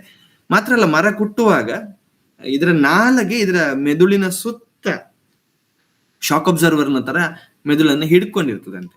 ಹಾಗಾಗಿ ಮರ ಕುಟ್ಟುವಾಗ ಇದರ ಮೆದುಳು ಆ ಕುಟ್ಟುವ ಫೋರ್ಸಿಗೆ ಮೆದುಳಿಗೆ ಡ್ಯಾಮೇಜ್ ಆಗದಾಗೆ ನಾಲಗೆ ಸೇಫ್ಟಿ ಮಾಡುತ್ತದೆ. ಆಮೇಲೆ ನಾಲಗೆ ಇದರ ಕೊಕ್ಕಿನ 2 ಪಾಲಿಗೆ ಉದ್ದ ಇದೆ ಅಂತ ಹೇಳ್ತಾರೆ. ಒಳಗಡೆ ಏನಾದ್ರು ಹುಳ ಸಿಕ್ಕಿದ್ರೆ ನಾಲಗೆ ಚಾಚಿ ಹಿಡಿದು ಎಳೆದು ತಿಂತವೆ. ಸೊ ಈ ತರ ಮರದಲ್ಲಿ ತೂತನ್ನು ಮಾಡಿ ಗೂಡು ಮಾಡ್ತದೆ. ಇದು ಸ್ವಲ್ಪ ಬೇರೆ, ಇದು ಆಗದ ಮರಕುಟಿಗೆ ಅಲ್ಲ, ಇದು ಇನ್ನೊಂದು, ಇದು ಸ್ವಲ್ಪ ದೊಡ್ಡದು. ಈಗ ಮಲಬಾರ್ ಫ್ಲೇಮ್ ಬ್ಯಾಕ್ ಅಂತ ಕರೀತಾರೆ, ಹಿಂದೆ ಗ್ರೇಟರ್ ಫ್ಲೇಮ್ ಬ್ಯಾಕ್ ಅಂತ ಹೆಸರಿತ್ತು. ಸ್ವಲ್ಪ ದೊಡ್ಡ ಜಾತಿ ಮರಕುಟಿಗಳಲ್ಲಿ. ಹಾರುವಾಗ ಸ್ವಲ್ಪ ಶಬ್ದ ಮಾಡಿಕೊಂಡು ಹಾರುತ್ತದೆ. ಇನ್ನು ಕಾಡು ಪ್ರದೇಶಗಳಲ್ಲಿ, ಹಳ್ಳಿಗಳಲ್ಲಿ ಇನ್ನು ಬೇಸಿಗೆ ಬಂತು ಅಂದ್ರೆ ಬೆಳ್ಳಂಬೆಳಿಗ್ಗೆ ಕೇಳುವ ಒಂದು ಕಾಡು ಕೋಳಿಯ ಧ್ವನಿ ಕೇಳ್ತದೆ. ಅದನ್ನ ಬರೆದರೆ ತೆಕ್ ತೆಕೋ ತೆಕ್ ತೆಕ್ ಅಂತ ಒಂದು ಕೂಗು ಕೇಳ್ತದೆ. ಮಲೆನಾಡಿನಲ್ಲಿ ತುಂಬಾ ಸಾಮಾನ್ಯ, ಕರಾವಳಿಯಲ್ಲೂ ಇದೆ, ಆದ್ರೆ ಗದ್ದೆ ಬಯಲು ಹಳ್ಳಿಗಳಲ್ಲಿ ಸಾಮಾನ್ಯ, ಪೇಟೆಗಳಲ್ಲಿ ಇಲ್ಲ. ಇದು ನಿಜವಾದ ಕಾಡು ಕೋಳಿ. ನಮ್ಮ ನಾವೇನು ಮನೆಯಲ್ಲಿ ಸಾಕುವ ಕೋಳಿಗಳನ್ನ ಮೂಲ ಕೋಳಿ ಅಂತ ನಾವು ಕರೆಯುವಂತ ಒಂದು ವೆರೈಟಿ ಕಾಡು ಕೋಳಿ, ಗ್ರೇ ಜಂಗಲ್ ಫೌಲ್. ನಮ್ಮ ದಕ್ಷಿಣ ಭಾರತದ ಕಾಡುಗಳಲ್ಲಿರುವ ಕಾಡು ಕೋಳಿ. ಹಿಂಬದಿಯಲ್ಲಿ ಕಾಣುವ 3 ಹಕ್ಕಿಗಳು ಹೆಣ್ಣು, ಮುಂದೆ ಇರುವಂತ 1 ಹಕ್ಕಿ ಗಂಡು. ಇದು ಕರಾವಳಿಯಲ್ಲಿ ನೋಡ್ಲಿಕ್ಕೆ ಸಿಗುವ ಕಾಡು ಕೋಳಿಯ ಜಾತಿಯ ಇನ್ನೊಂದು ಹಕ್ಕಿ. ಇದಕ್ಕೆ ಚಿಟ್ಟುಗೋಳಿ ಅಂತಲೂ ಕರೀತಾರೆ. ನಮ್ಮಲ್ಲಿ ಇದಕ್ಕೆ ಕೇಂಕಣ್ಣು ಅಂತ ಹೆಸರು. ಕೆಂಪು ಬಣ್ಣದ ಕಣ್ಣು ಇರುವ ಹಕ್ಕಿ. ನಮ್ಮ ಶಾಲೆಯಲ್ಲಿ ಒಮ್ಮೆ, ನಮ್ಮ ಶಾಲೆಯ ಗುಡ್ಡದಲ್ಲಿ ಇದು ಮೊಟ್ಟೆ ಇಟ್ಟು, ನೆಲದಲ್ಲಿ ಮೊಟ್ಟೆ ಇಟ್ಟು ಗೂಡು ಮಾಡೋದನ್ನು ಮಕ್ಕಳು ಗಮನಿಸಿ ಒಮ್ಮೆ ತೋರಿಸಿದ್ರು, ನಾನು ನೋಡಿದ್ದೆ. ಕೋಳಿಗಳ ಹಾಗೆ ನೆಲದಲ್ಲಿ ತರಗೆಲೆಗಳ ಮಧ್ಯೆ ಗೂಡಿಟ್ಟು ಅದ್ರ ಮೇಲೆ ಕೂತ್ಕೊಳ್ತದೆ. ಇದು ತರಗೆಲೆಗಳ ಮಧ್ಯೆ ಕೂತಿದ್ರೆ ಇಂಪಾಸಿಬಲ್, ಅದನ್ನು ಇದೆ ಅಂತ ಕಂಡು ಹಿಡಿಯೋದು ಅತ್ಯಂತ ಅಸಾಧ್ಯ ಅನ್ನುವಷ್ಟು ತನ್ನ ದೇಹದ ಬಣ್ಣವನ್ನ ಪ್ರಕೃತಿಯ ಜೊತೆ ಹೊಂದಿಸ್ಕೊಂಡಿದೆ. ಈ ಹಕ್ಕಿ ನೋಡ್ಲಿಕ್ಕೆ ಸಿಗುದು ಬಹಳ ಅಪರೂಪ. ನನಗೂ ನನ್ನ ಮನೆಯ ಸುತ್ತಮುತ್ತ ನಾನು ಹೋದ ಕಡೆ, ತುಂಬಾ ಕಡೆ ಕಾಡಿರುವ ಭಾಗದಲ್ಲಿ ಸಂಜೆ ಹೊತ್ತು ಅಥವಾ ಬೆಳಗ್ಗೆ ಇದ್ರ ಶಬ್ದ ಕೇಳಿದ್ದೇನೆ. ಆದ್ರೆ ಇದು ಎಲ್ಲಿದೆ ಅಂತ ಹುಡುಕುವುದು ದೊಡ್ಡ ಚಾಲೆಂಜ್. ಇದಕ್ಕೆ ಸಿಲೋನ್ ಫ್ರಾಗ್ ಮೌತ್, ಕಪ್ಪೆ ಬಾಯಿ ಅಂತಾನು ಕರೀತಾರೆ. ಎಲ್ಲ ಕಡೆ ಇದೆ. ಎಲ್ಲ ಕಡೆ ನಮ್ಮ ಕರ್ಮಾರು ಅಂತ ನಾವೇನು ಹೇಳ್ತೇವಲ್ಲ, ಕಿರಾಲ್ ಬೋಗಿ ಅಥವಾ ಕರ್ಮಾರು ಮರಗಳ ಕಾಡಿನಲ್ಲಿ ನೋಡ್ಲಿಕ್ಕೆ ಸಿಗುವ ಹಕ್ಕಿ ಸಿಲೋನ್ ಫ್ರಾಗ್ ಮೌತ್. ಗಂಡು ಹೆಣ್ಣು ಹೀಗೆ ಒಟ್ಟಿಗೆ ಕೂತಿರ್ತದೆ. ಬೆಳಗ್ಗೆ ಮತ್ತು ಸಂಜೆ ಮಾತ್ರ ಒಂದು ಸಣ್ಣ ಕಿರ್ಚಿದ ಹಾಗೆ, ಕೇ ಅಂತ ಒಂದು ಕಿರ್ಚಿದ ಹಾಗೆ ಒಂದು ಶಬ್ದವನ್ನ, ವಿಚಿತ್ರವಾದ ಶಬ್ದವನ್ನ ಮಾಡುತ್ತದೆ. ನಮ್ಮಲ್ಲಿ ಹಳ್ಳಿಗಳಲ್ಲಿ ಕುಲೆ ಬುಲಿತ್ಲೆ ಕಾಪುಂಡು ಅಂತ ಇದನ್ನ ಹೇಳ್ತಾರೆ ಇದ್ರ ಶಬ್ದವನ್ನ. ಬಟ್ ಹಕ್ಕಿ ನನಗೆ ಬಹಳ ಅಲ್ಲಿ ಕುಲೆ ಕೂಗ್ತಾ ಉಂಟು ಅಂತ ಯಾರೋ ಕೆಲವು ಬಾರಿ ಕೇಳಿಸಿದಾಗ ನಾನು ಅದನ್ನು ಮತ್ತೆ ಕೇಳ್ಕೊಂಡಾಗ ಗೊತ್ತಾದದ್ದು ಇದು ಸಿಲೋನ್ ಫ್ರಾಗ್ ಮೌತ್ ಅಂತ. ಇದು ನಮ್ಮಲ್ಲಿ ಪಕ್ಕಿಸಾಲೆ ಅಂತ ಕರೆಯುವ ವೆರೈಟಿ ಹಕ್ಕಿ. ಕೋಳಿ ಮರಿಗಳನ್ನು ಕದಿಲಿಕ್ಕೆ ಬರ್ತದೆ. ಬೇಸಿಗೆಯ ರಾತ್ರಿಗಳಲ್ಲಿ ಕೂಗ್ತದೆ. ಇದಕ್ಕೆ ಬ್ರೈನ್ ಫೀವರ್ ಬರ್ಡ್ ಅಂತ ಕರೀತಾರೆ. ಬ್ರೈನ್ ಫೀವರ್ ಬರ್ಡ್ ರಾತ್ರಿ ಇಡೀ ಕೂಗ್ತದೆ, ತುಂಬಾ ಚಂದ ಕೂಗು. ಆದ್ರೆ ಅದರ ಬ್ರೀಡಿಂಗ್ ಸೀಸನ್ ಸಾಮಾನ್ಯ ಆಗಸ್ಟ್ ವರೆಗೆ ಇರ್ತದೆ. ಮಳೆಗಾಲದಲ್ಲಿ ಅಂದ್ರೆ ಮಳೆಗಾಲ ನಿಜವಾಗಿ ನನ್ನ ಸರ್ ಒಬ್ರು ಹೇಳ್ತಿದ್ರು, ನಮ್ಮ ಒಂದು ಕರಾವಳಿಯಲ್ಲಿ ಚಳಿಗಾಲ ಅಂತ ಇಲ್ಲ, ಬೇಸಿಗೆ ಕಾಲ ಮತ್ತು ಬಿರು ಬೇಸಿಗೆ ಕಾಲ ಅಂತ. ಅಂದ್ರೆ ಬೇಸಿಗೆ ಕಾಲದ ಪೀಕ್ ಅಲ್ಲಿ ಮಳೆ ಬರುವುದು, ಮಳೆ ಬಂದು ತಂಪಾದಾಗ ಒಂದ್ ಸ್ವಲ್ಪ ಚಳಿಗಾಲ ಅಂತ ಲೆಕ್ಕ. ಆ ಬೇಸಿಗೆ ಕಾಲದ ಪೀಕ್ ಇರುವಾಗ ಏಪ್ರಿಲ್, ಮೇ, ಜೂನ್, ಜುಲೈ ಕಾಲದಲ್ಲಿ ಕೂಗ್ತದೆ.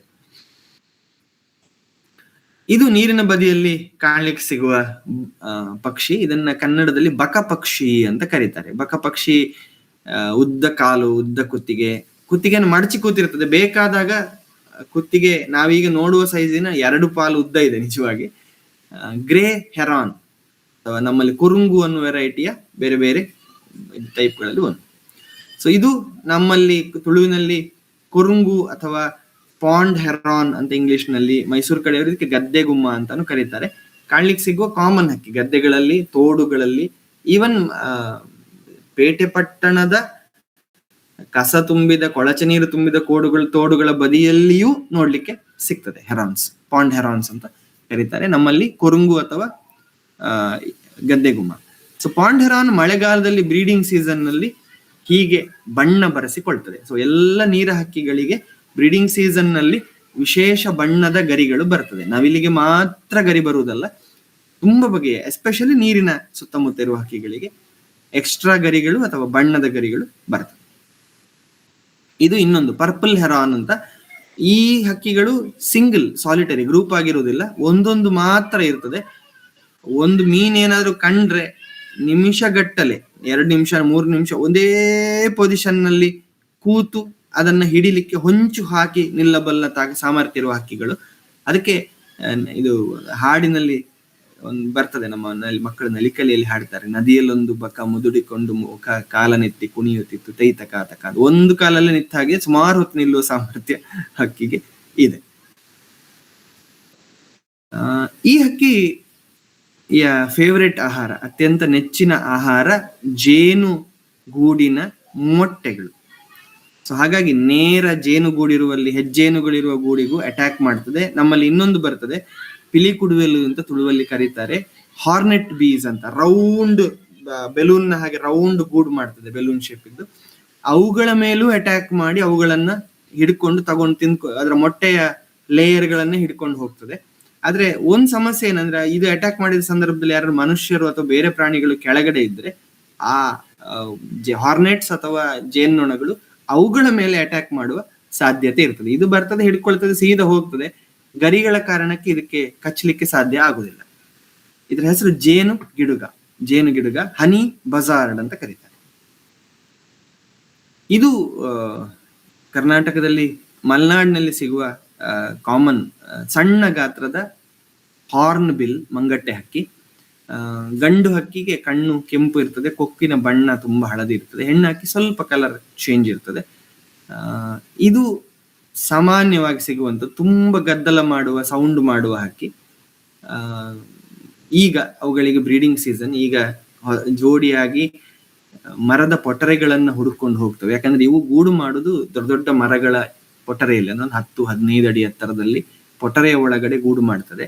ಪೊಟರೆಯ ಒಳಗಡೆ ಹೆಣ್ಣು ಹಕ್ಕಿ ಆಲ್ಮೋಸ್ಟ್, ಈ ಹಕ್ಕಿ 6-7 ವಾರಗಳು ಅಂತ ಹೇಳ್ತಾರೆ. ದೊಡ್ಡ ಹಾರ್ನ್ ಬಿಲ್ಲುಗಳು 3 ತಿಂಗಳು ಕೂಡ ವಾಸ ಮಾಡ್ತದೆ ಅಂತ ಅದರ ಬಗ್ಗೆ ಅಧ್ಯಯನ ಮಾಡಿದವರು ಹೇಳ್ತಾರೆ.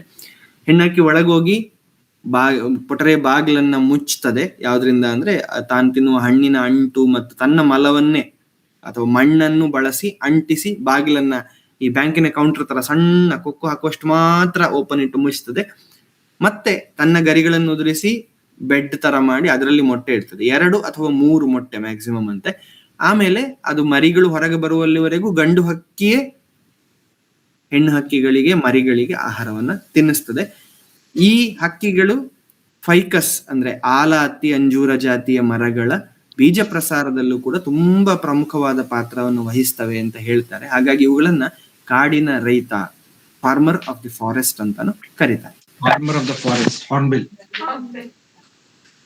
ಇದು ಚಳಿಗಾಲದಲ್ಲಿ ವಲಸೆ ಬರುವಂತಹ ಚಂದದ ಹಕ್ಕಿ. ಹಿಮಾಲಯದ ತಪ್ಪಲಿನಿಂದ ಚಳಿಗಾಲದಲ್ಲಿ ದಕ್ಷಿಣ ಭಾರತಕ್ಕೆ ವಲಸೆ ಬರ್ತದೆ. ಸ್ವಲ್ಪ ಕಾಡು ಪ್ರದೇಶದಲ್ಲಿ ನೆಲದಲ್ಲಿ ಕುಪ್ಪಳಿಸ್ತಾ ಓಡಾಡ್ತಾ ಇರ್ತದೆ. ಒಂದು ಸರಿ ನಾನು ಸಂಸೆಯಲ್ಲಿದ್ದಾಗ ನಮ್ಮ ಮನೆ ಹತ್ರ ಗಾಡಿಗೇನೋ ತಾಗಿ ಏನೋ ಸಿಕ್ಕಿತ್ತು. ಅವತ್ತು ರಾತ್ರಿ ಅದನ್ನೊಂದು ಡಬ್ಬದಲ್ಲಿ ಇಟ್ಟಿದ್ವಿ. ಬೆಳಗ್ಗೆ ಬಿಡ್ಲಿಕ್ಕೆ ಆಗುವಾಗ ಹಾರಿ ಹೋಗಿ ಕೂತ್ಕೊಂಡಿತ್ತು. ಪಿಟ್ಟ ಅಂತ ಕರೀತಾರೆ. ಪಿಟ್ಟ ನವರಂಗ, 9 ಬಣ್ಣದ ಗರಿಗಳನ್ನು ಹೊಂದಿರುವ ಹಕ್ಕಿ ಅಂತ ಹೇಳ್ತಾರೆ. ಪಿಟ್ಟ ಹಿಮಾಲಯದಿಂದ ವಲಸೆ ಬರ್ತದೆ.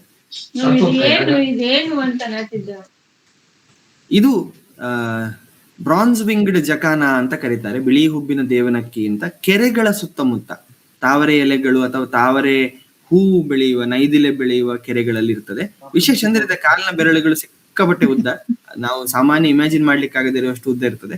ಹಾಗಾಗಿ ಎಲೆಗಳ ಮೇಲೆ ನಡೆದುಕೊಂಡು ಹೋಗ್ತಾ ಆಹಾರ ಹುಡುಕ್ಲಿಕ್ಕೆ, ಎಲೆ ಹುಲ್ಲು ಬೆಳೆದ ಹುಲ್ಲುಗಳ ಮೇಲೆ ಕೆರೆಗಳಲ್ಲಿ ಅದರ ಮೇಲೆ ನಡ್ಕೊಂಡು ಹೋದಾಗ ಕಾಣ್ತದೆ. ನೀರಿನ ಮೇಲೆ ನಡೆದ ಹಾಗೆ ಕಾಣ್ತದೆ ಬಿಳಿ ಹುಬ್ಬಿನ ದೇವನಕ್ಕಿ.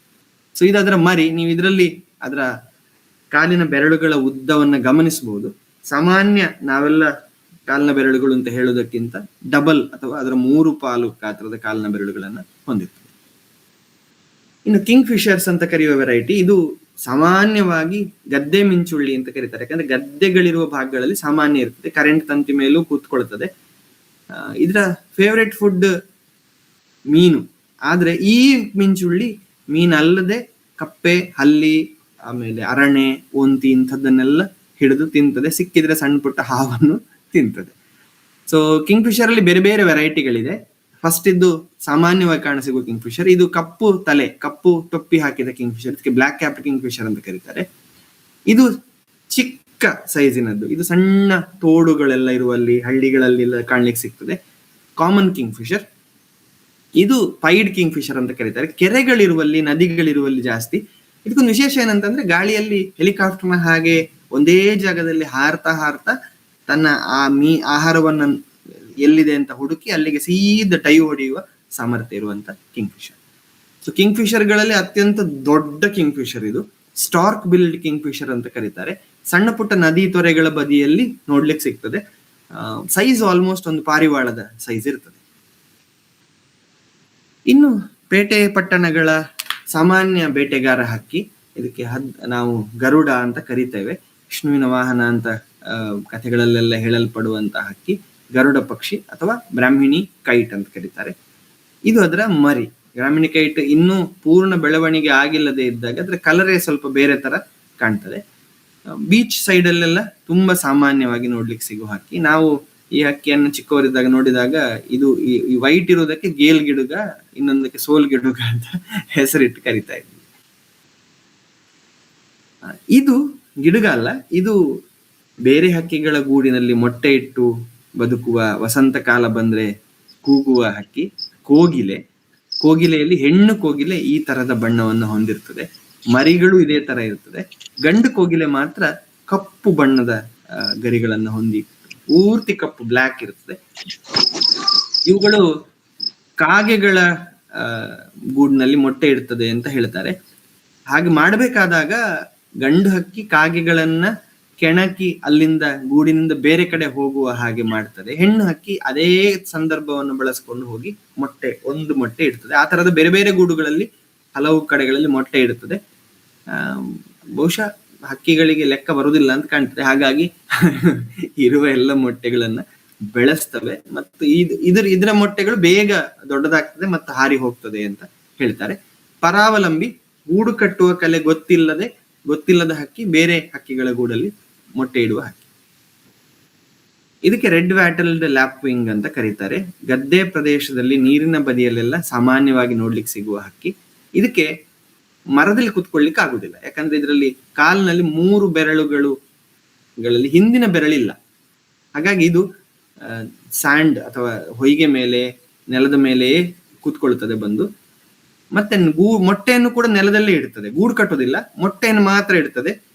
ಸಮಸ್ಯೆ ಆದ್ರೆ ಅಲ್ಲಿಂದ ಮೊಟ್ಟೆಗಳನ್ನು ಉರುಳಿಸಿಕೊಂಡು ಬೇರೆ ಕಡೆಗೂ ತಗೊಂಡು ಹೋಗ್ತದೆ ಅಂತ ಹೇಳ್ತಾರೆ. ಕೆಲವೊಮ್ಮೆ ಕಟ್ಟಡಗಳ ಮೇಲೂ ಕೂಡ ಮೊಟ್ಟೆ ಇಟ್ಟದ್ದನ್ನ ನೋಡಿದವರು, ಗಮನಿಸಿದವರು ಇದ್ದಾರೆ.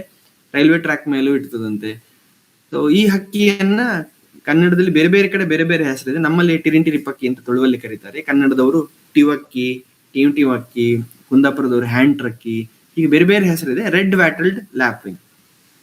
ಸೊ ಅದರಲ್ಲೇ ಇನ್ನೊಂದು, ಇದು ಹಳದಿ ಮೀಸೆ. ಆಗದ ಹಕ್ಕಿ ಕೆಂಪು ಇತ್ತು, ಇದಕ್ಕೆ ಹಳದಿ ಬಣ್ಣದ ಮೀಸೆ ಇದೆ, ಅದಕ್ಕೆ ವ್ಯಾಟಲ್ ಅಂತ ಕರೀತಾರೆ. ಇದು ಯೆಲ್ಲೋ ವ್ಯಾಟಲ್ಡ್ ಲ್ಯಾಪ್ವಿಂಗ್. ಸೇಮ್, ಇದರ ಬಿಹೇವಿಯರ್ ಕೂಡ ಅದೇ ರೀತಿ. ಸೊ ಇದಕ್ಕೆ ಎಲೆ ಹಕ್ಕಿ, ಲೀಫ್ ಬರ್ಡ್ ಅಂತ ಕರೀತಾರೆ. ಎಲೆಗಳ ಮಧ್ಯದಲ್ಲಿ ಇದಿದ್ರೆ ತಕ್ಷಣ ಕಂಡು ಹಿಡಿಯುವುದು ಕಷ್ಟ. ಬುಲ್ಬುಲ್ ಹಕ್ಕಿಗಳ ಜೊತೆಗೂ ಕೂಡ ಇರ್ತದೆ.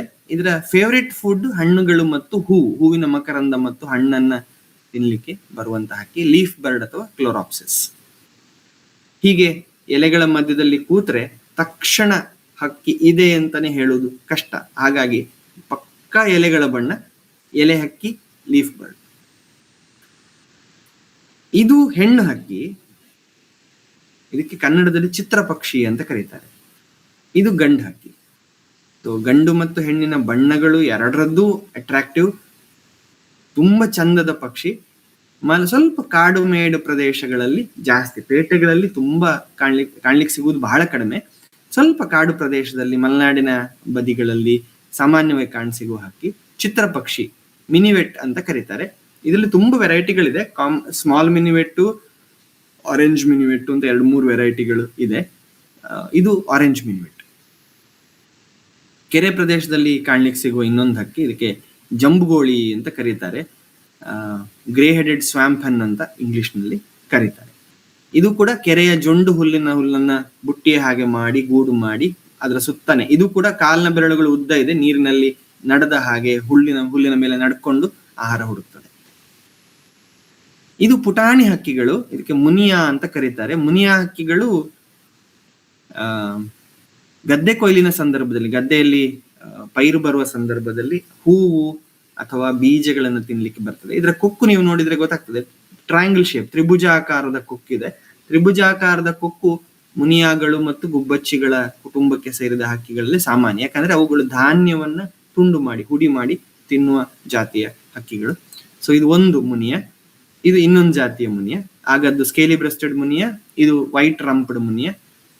ಈ ತರ ತುಂಬಾ ಟೈಪಿನ ಮುನಿಯಗಳು ಇದೆ ನಮ್ಮ ಸುತ್ತಮುತ್ತ. ಒಂದು 5-6 ವೆರೈಟಿಗಳು ಇದೆ ನಮ್ಮ ಸುತ್ತಮುತ್ತ ಇರುವ ಸಾಮಾನ್ಯ ಹಕ್ಕಿ. ಇದಕ್ಕೆ ಮೈನಾ ಅಂತ ಕರೀತಾರೆ, ಗೊರವಂಕ ಅಂತ ಕನ್ನಡದಲ್ಲಿ ಕರೆಯುವ ಹಕ್ಕಿ. ಸೊ ಇದು ಮಲೆನಾಡು ಪ್ರದೇಶದಲ್ಲಿ ಮಾತ್ರ ನೋಡ್ಲಿಕ್ಕೆ ಸಿಗುದು. ಮಧ್ಯದಲ್ಲಿ, ಕೊಂಬೆ ಮಧ್ಯದಲ್ಲಿ ಕೂತಿದೆ, ತುಂಬಾ ಚಂದ ಸುಶ್ರಾವ್ಯವಾಗಿ ಹಾಡ್ತದೆ. ಇದಕ್ಕೆ ಹಿಲ್ ಮೈನಾ ಅಂತ ಕರೀತಾರೆ. ಹಿಂದೆ ಕೇರಳದಲ್ಲಿ ಇದನ್ನು ಸಾಕ್ತಾ ಇದ್ರಂತೆ, ಬಿಕಾಸ್ ಚಂದ ಹಾಡ್ತದೆ ಅನ್ನುವ ಕಾರಣಕ್ಕೆ. ಇದು ಇನ್ನೊಂದು ತರಹದ ಮೈನಾ. ಈ ಮೈನಾ ಹಕ್ಕಿಗೆ ಜಂಗಲ್ ಮೈನಾ ಅಂತ ಕರೀತಾರೆ. ಆಗ ಫಸ್ಟ್ ಮೈನಾದಲ್ಲಿದ್ದ ಕಣ್ಣಿನ ಬದಿಯ ಹಳದಿ ಇದಕ್ಕಿಲ್ಲ, ಇದೊಂಥರ ಕಪ್ಪು ಡಾಟ್, ವೈಟ್ ಐ ಬಾಲ್ಸ್ ತರ, ನಮ್ಮ ಕಣ್ಣಿನ ತರ ಇದೆ ಇದಕ್ಕೆ. ಸೊ ಮೈನಾ ಹಕ್ಕಿಗಳು. ಇನ್ನು ನೀರಿನ ಬದಿಗೆ, ಗದ್ದೆಯ ಬದಿಗೆ ಬರುವ ಇನ್ನೊಂದು ಹಕ್ಕಿ, ಇದಕ್ಕೆ ಓಪನ್ ಬಿಲ್ ಸ್ಟಾರ್ಕ್ ಅಂತ ಕರೀತಾರೆ. ವಿಶೇಷ ಏನಂದ್ರೆ ಇವುಗಳಿಗೆ ನರ್ತೆ ಅಥವಾ ಶಂಕುಹುಳಗಳನ್ನ ತಿನ್ನುವುದು ಬಹಳ ಇಷ್ಟ. ಶಂಕುಹುಳಗಳನ್ನು ತಿನ್ನುವಾಗ ಅದರ ಚಿಪ್ಪು ಗಟ್ಟಿ. ಇದೇನ್ ಮಾಡ್ತದೆ ಅಂದ್ರೆ, ಈ ಕೊಕ್ಕು ನೋಡಿ ನೀವು, ಅಡಿಕೆಯನ್ನ ತುಂಡು ಮಾಡ್ಲಿಕ್ಕೆ ಒಂದು ಕತ್ತರಿ ಬಳಸ್ತೇವೆ ನಾವು, ಅಡಕತ್ತರಿ ಅಂತ ಬಳಸ್ತೇವೆ. ಆ ತರದ ಅಡಕತ್ತರಿಯ ಹಾಗಿನ ಕೊಕ್ಕು ಇದೆ. ಯಾಕಂದ್ರೆ ಶಂಕುಹುಳಗಳ ಶೆಲ್ ಅನ್ನ ಕಟ್ ಮಾಡಿ ಅದರ ಒಳಗಿನ ಸಾಫ್ಟ್ ಪಾರ್ಟ್ ಅನ್ನ ಮಾತ್ರ ತಿನ್ಲಿಕ್ಕೆ ಈ ಹಕ್ಕಿಗೆ ಸಾಧ್ಯ ಆಗ್ತದಂತೆ. ಆ ಕಾರಣಕ್ಕೆ ಈ ತರದ ಕೊಕ್ಕಿನ ರಚನೆ ಹೊಂದಿದೆ ಅಂತ ಹೇಳ್ತಾರೆ. ಈಗ ಗದ್ದೆ ಕೆಲಸ ಮುಗಿದ ಕಾಲದಲ್ಲಿ ಗದ್ದೆಗಳಲ್ಲಿ ಬೆಳಗ್ಗೆ ಸಂಜೆ ಹೊತ್ತು ನೀರಿನ ಬದಿಯಲ್ಲೆಲ್ಲ ಅಥವಾ ಕೆರೆಗಳ ಸುತ್ತಮುತ್ತ ಎಲ್ಲ ಕಾಣ್ಲಿಕ್ಕೆ ಸಿಗ್ತದೆ. ಇದು ಆರೆಂಜ್ ಹೆಡೆಡ್ ಥ್ರಶ್, ನೆಲದಲ್ಲಿರುವಂತ ಒಂದು ಹಕ್ಕಿ, ಚಂದ ಹಾಡುತ್ತದೆ ಬೇಸಿಗೆ ಸೀಸನ್ ಅಲ್ಲಿ. ಇದು ಹಳಾದಿ ಬಣ್ಣದ ಹಕ್ಕಿ, ಅರಶಿನ ಬುರುಡೆ ಅಂತ ಕನ್ನಡದಲ್ಲಿ ಕರೀತಾರೆ, ಓರಿಯಲ್ ಅಂತ ಇಂಗ್ಲಿಷ್ ನಲ್ಲಿ ಕರೀತಾರೆ. ಓರಿಯಲ್ ನಲ್ಲಿ ಇದು ಕಪ್ಪು ತಲೆ, ಬ್ಲಾಕ್ ಹೆಡೆಡ್ ಓರಿಯಲ್. ಇದು ಗೋಲ್ಡನ್ ಓರಿಯಲ್, ಅಂದ್ರೆ ಪೂರ್ತಿ ಹಳಾದಿ ಬಣ್ಣದ ಅರಶಿನ ಬುರುಡೆ ಹಕ್ಕಿ. ಇದರಲ್ಲಿ 2-3 ವೆರೈಟಿಗಳು ನಮ್ಮ ಸುತ್ತಮುತ್ತ ಇದೆ. ಇನ್ನೊಂದು ಬ್ಲಾಕ್ ನೇಪ್ಡ್ ಓರಿಯಲ್ ಅಂತ ಇದೆ, ಅದು ಸ್ವಲ್ಪ ಅನ್ಕಾಮನ್, ಕಡಿಮೆ ಕಾಣ್ಲಿಕ್ಕೆ ಸಿಗುವಂತ. ಗೂಬೆ, ಈ ಚಿತ್ರ ನಂದಲ್ಲ, ಗೂಬೆ ಚಿತ್ರ ಬೇಕು ಅನ್ನೋ ಕಾರಣಕ್ಕೆ ನಾನು ತಗೊಂಡಿರೋದು ಬೇರೆ ಕಡೆಯಿಂದ.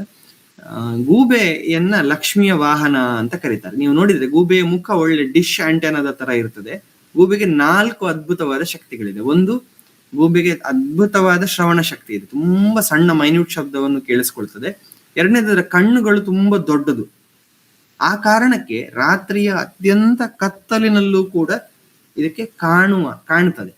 ಅಂದ್ರೆ ಕತ್ತಲಿನಲ್ಲಿ ಕಾಣುವ ಸಾಮರ್ಥ್ಯ ಇರುವಂತ, ಅಥವಾ ಇನ್ಫ್ರಾರೆಡ್ ವಿಷನ್ ಅಂತ ನಾವೇನ್ ಕರಿತೇವಲ್ಲ, ಆರ್ಮಿಯವರೆಲ್ಲ ಬಳಸ್ತಾರೆ ಅಂತ, ಆ ತರದ ಕಣ್ಣಿನ ಶಕ್ತಿ ಇರುವ ಹಕ್ಕಿ.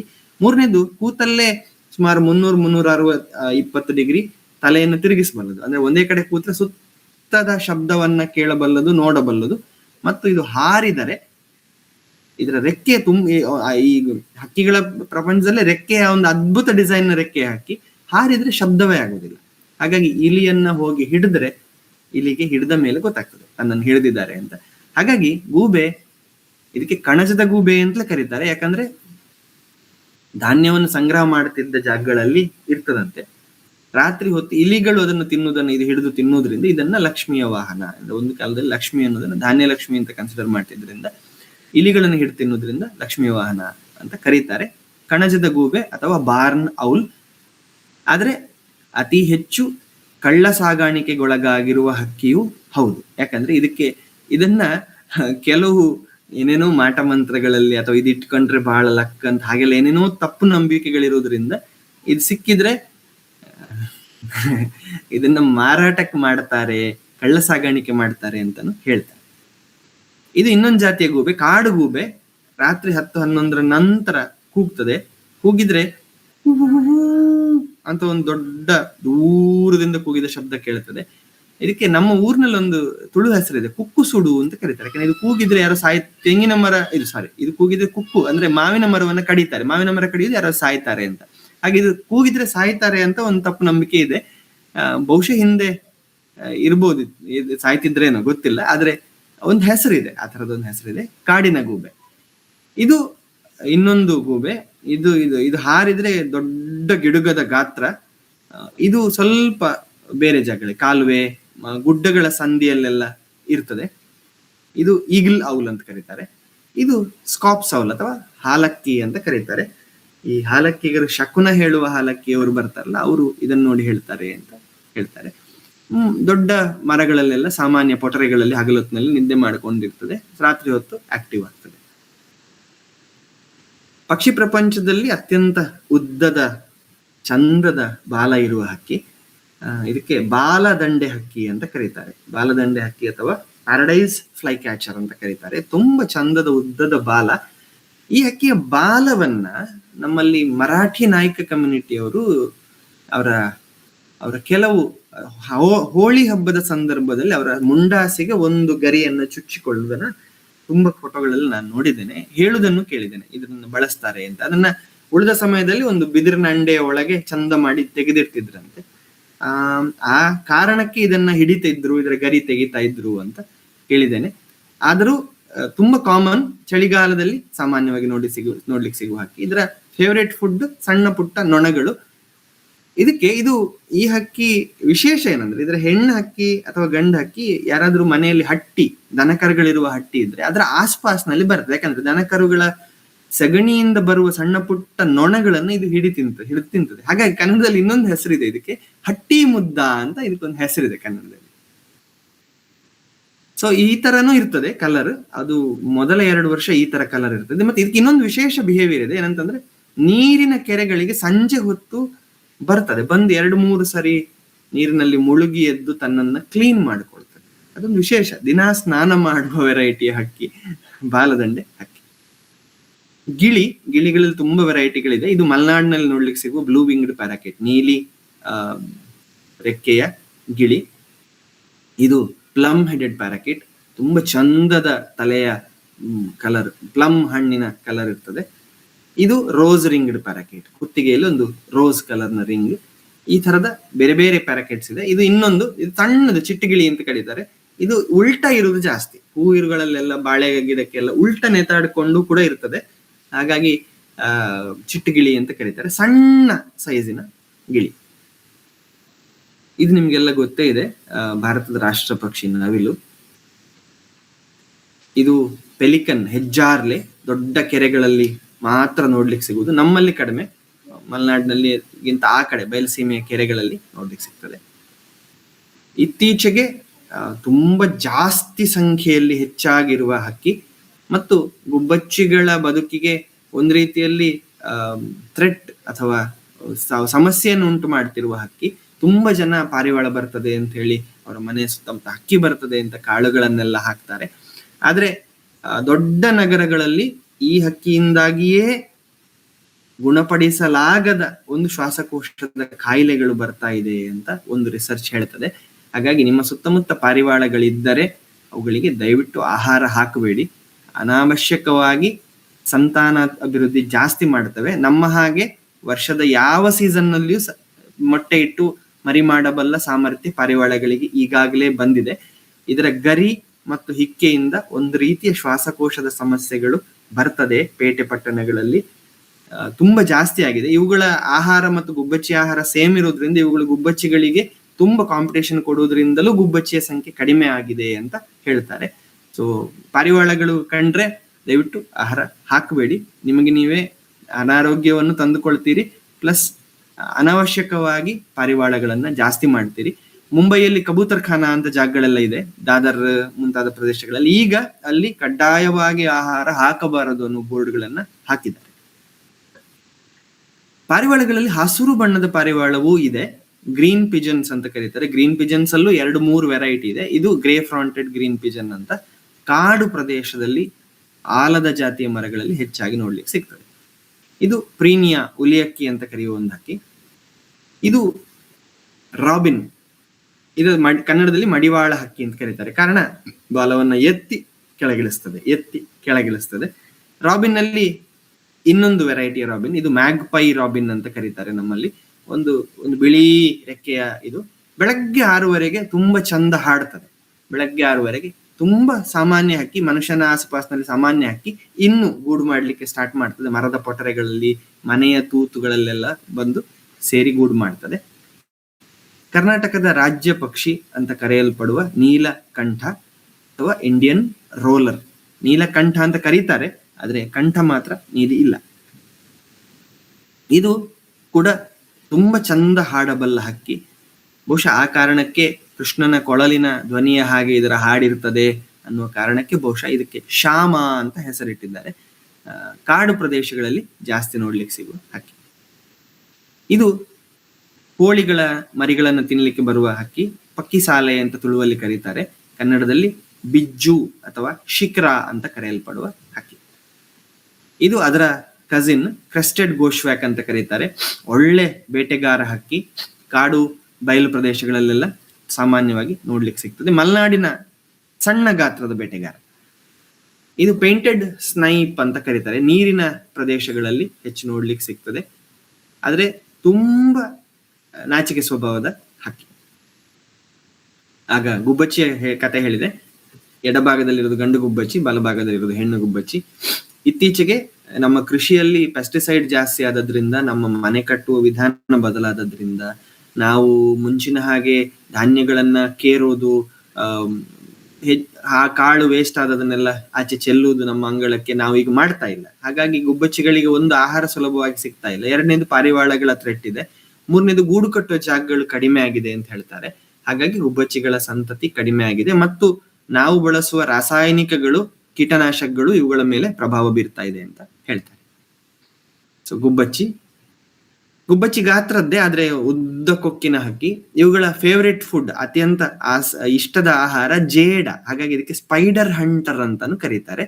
ಬಾಳೆಗುಬ್ಬಿ ಅಂತ ಒಂದು ಹೆಸರಿದೆ. ಬಾಳೆ ಗಿಡದ ಎಲೆ ಅಡಿಯಲ್ಲಿ ಗೂಡು ಮಾಡ್ತದಂತೆ, ಮತ್ತೆ ಬಾಳೆಯ ಹೂವಿಗೆ ರಸ ಹೀರ್ಲಿಕ್ಕೂ ಬರ್ತದೆ. ಹಾಗಾಗಿ ಬಾಳೆಗುಬ್ಬಿ ಅಂತ ಕರೀತಾರೆ. ಇದು ಸ್ಟಾರ್ಲಿಂಗ್, ಕಬ್ಬಕ್ಕಿ ಅಂತ ಕರೆಯುವ ವೆರೈಟಿ, ನಮ್ಮ ಊರಿನ ಮಲೆನಾಡಿನ ಸ್ಟಾರ್ಲಿಂಗ್. ಇದು ಪೇಂಟೆಡ್ ಸ್ಟಾರ್ಕ್ ಅಥವಾ ಬಣ್ಣದ ಕೊಕ್ಕರೆ. ನಮ್ಮೂರಿನಲ್ಲಿಲ್ಲ, ದೊಡ್ಡ ಕೆರೆಗಳಿರುವಲ್ಲಿ ಜಾಸ್ತಿ. ನೀವು ರಂಗನತಿಟ್ಟು, ಅಂಕಸಮುದ್ರ ಆ ತರದ ದೊಡ್ಡ ದೊಡ್ಡ ಜಾಗಗಳು, ಕೆರೆ ಇರುವ ಜಾಗಗಳಿಗೆ ಹೋದ್ರೆ ನೋಡ್ಲಿಕ್ಕೆ ಸಿಗ್ತದೆ. ಈಗ ಇದೆ. ಇದು ಸಣ್ಣ ಹಕ್ಕಿ, ಹಾಗಾಗಿ ಸನ್ ಬರ್ಡ್, ಇಂಗ್ಲಿಷ್ ನಲ್ಲಿ ಸನ್ ಬರ್ಡ್, ಕನ್ನಡದಲ್ಲಿ ಸಣ್ಣ ಬರ್ಡ್ ಅಥವಾ ಸೂರಕ್ಕಿ ಅಂತ ಕರೀತಾರೆ. ಈ ಹಕ್ಕಿಯ ಮುಖ್ಯ ಆಹಾರವೇ ಹೂವಿನ ಮಕರಂದ. So ಸೂರಕ್ಕಿಗಳಲ್ಲಿ crimson back ಸನ್ಬರ್ಡ್, Lotan ಸನ್ಬರ್ಡ್, purple ರಂಬ್ಡ್ ಸನ್ಬರ್ಡ್ ಮತ್ತು ಪರ್ಪಲ್ ಸನ್ಬರ್ಡ್ ಅನ್ನುವ 4 ವಿಧಗಳು ನಮ್ಮ ಸುತ್ತಮುತ್ತ ಇದೆ. ನಿಮ್ಮ ಮನೆಯಲ್ಲಿ ಕೈತೋಟ ಹೂವುಗಳಿದ್ರೆ ಹೂವಿನ ಸುತ್ತಮುತ್ತಕ್ಕೆ ಗ್ಯಾರಂಟಿ ಬರ್ತದೆ. ಸೊ ಇದು ಇನ್ನೊಂದು ಹಕ್ಕಿ. ಇದು ಗಾತ್ರ ಸೇಮ್ ಸನ್ಬರ್ಡ್ ಗುಬ್ಬಚ್ಚಿಯ ಗಾತ್ರದ್ದು, ಆದ್ರೆ ಬಾಲದ ತುದಿಯಲ್ಲಿ 2 ಉದ್ದದ ವೈರ್ನ ಹಾಗಿರ್ತದೆ. ಇದು ಬಿಲ್ಡಿಂಗ್ಗಳ ಅಡಿಯಲ್ಲಿ ಅಥವಾ ಬ್ರಿಡ್ಜ್ಗಳ ಅಡಿಯಲ್ಲಿ ಗೂಡು ಮಾಡ್ತದೆ, ಮಣ್ಣನ್ನ ತಂದು ಜೋಡಿಸಿ ಗೂಡು ಮಾಡ್ತದೆ. ಹಾರುವಾಗ್ಲೇ ಬಾಯನ್ನು ಓಪನ್ ಮಾಡಿ ಕೀಟಗಳನ್ನ ಹಿಡಿತದೆ. ಹಾಗಾಗಿ ಇದಕ್ಕೆ ಇಂಗ್ಲಿಷ್ ಹೆಸರು ಸ್ವ್ಯಾಲೋ, ಕನ್ನಡದ ಹೆಸರು ತೋಕೆ. ಇದಕ್ಕೆ ತಂತಿ ಬಾಲದ ಕವಲು ತೋಕೆ ಅಂತ ಕರೀತಾರೆ. ನಾವು ಹಲಸಿನ ಎಲೆಯ ಕಡುಬು ಮಾಡ್ತೇವಲ್ಲ, ಈ ಎಲೆಗಳನ್ನ ಜೋಡಿಸಿ ಹೊಲಿದು ಕಡುಬು ಮಾಡ್ತೇವಲ್ಲ, ಆ ತರ ಎಲೆಗಳನ್ನ ಜೋಡಿಸಿ ಅದರೊಳಗೆ ಗೂಡು ಮಾಡ್ತದೆ. ಆ ತರ ಸ್ಟಿಚ್ ಮಾಡ್ಲಿಕ್ಕೆ ಸಾಧ್ಯ ಆಗುವುದರಿಂದ ಇದಕ್ಕೆ ದರ್ಜಿ ಹಕ್ಕಿ, ಟೈಲರ್ ಬರ್ಡ್ ಅಥವಾ ಸಿಂಪಿಗ ಅಂತ ಕರೀತಾರೆ. ಹಳೆಯ ರಾಜ್ಕುಮಾರ್ ಸಿನಿಮಾದ ಟೂವಿ ಟೂವಿ ಟೂವಿ ಎಂದು ಹಾಡುವ ಹೊಸ ಹಕ್ಕಿಯ ನೋಡಿದೆ ಅನ್ನುವ ಪದ್ಯದ ಟೂವಿ ಹಕ್ಕಿ ಇದೆ, ಟೈಲರ್ ಬರ್ಡ್. ಇದು ಮಠ ಪಕ್ಷಿ, ಟ್ರೀ ಪೈ, ಸಾಮಾನ್ಯ ಮನೆಗಳ ಆಸ್ಪಾಸ್ನಲ್ಲಿ ಇರ್ತದೆ. ನಮ್ಮಲ್ಲಿ ತುಳುವಿನಲ್ಲಿ ಇದಕ್ಕೆ ಕೊಟ್ರೋಣಿ ಅಂತ ಕರೀತಾರೆ, ಯಾಕಂದ್ರೆ ಇದು ಕೊಟ್ರೋಣಿ ಅಂತ ಕೂಗ್ತದೆ ಬೆಳಗ್ಗೆ ಅಥವಾ ಕೆಲವು ಸಂದರ್ಭಗಳಲ್ಲಿ ಮಾತ್ರ ಈ ತರ ಕೂಗ್ತದೆ. ಸೊ ಇದು ಮಲೆನಾಡಿನ ಟ್ರೀಪೈ, ವೈಟ್ ಬೆಲ್ಲಿ ಟ್ರೀಪೈ ಅಂತ ಕರೀತಾರೆ. ಸ್ವಲ್ಪ ದೊಡ್ಡದು, ಒಳ್ಳೆ ಕಾಡಿದ್ರೆ ಮಾತ್ರ ಇರ್ತದೆ, ಇಲ್ಲಾಂದ್ರೆ ನೋಡ್ಲಿಕ್ಕೆ ನಾವು ಸಾಧ್ಯ ಆಗುದಿಲ್ಲ. ಬಹುಶಃ ಮಲೆನಾಡಿನ ಅತ್ಯಂತ ಬಣ್ಣದ ಸುಂದರವಾದ ಚಂದದ ಹಕ್ಕಿ ಕಾಕರಣೆ ಹಕ್ಕಿ ಅಂತ ಕರೀತಾರೆ. ಟ್ರೋಗನ್ ಅಂತ ಇಂಗ್ಲಿಷ್ ನಲ್ಲಿ ಕರೀತಾರೆ. ಒಳ್ಳೆ ಸಮೃದ್ಧವಾದ ಚಂದದ ಕಾಡಿರುವಲ್ಲಿ ಮಾತ್ರ ನೋಡ್ಲಿಕ್ಕೆ ಸಿಗುವಂತ ಹಕ್ಕಿ ಮಲಬಾರ್ ಟ್ರೋಗನ್. ಇದು ಚಳಿಗಾಲದಲ್ಲಿ ಹಿಮಾಲಯದಿಂದ ವಲಸೆ ಬರುವಂತಹ ವ್ಯಾಗ್ ಟೈಲ್, ಬಾಲ ಕುಣಿಸುವ ಹಕ್ಕಿ.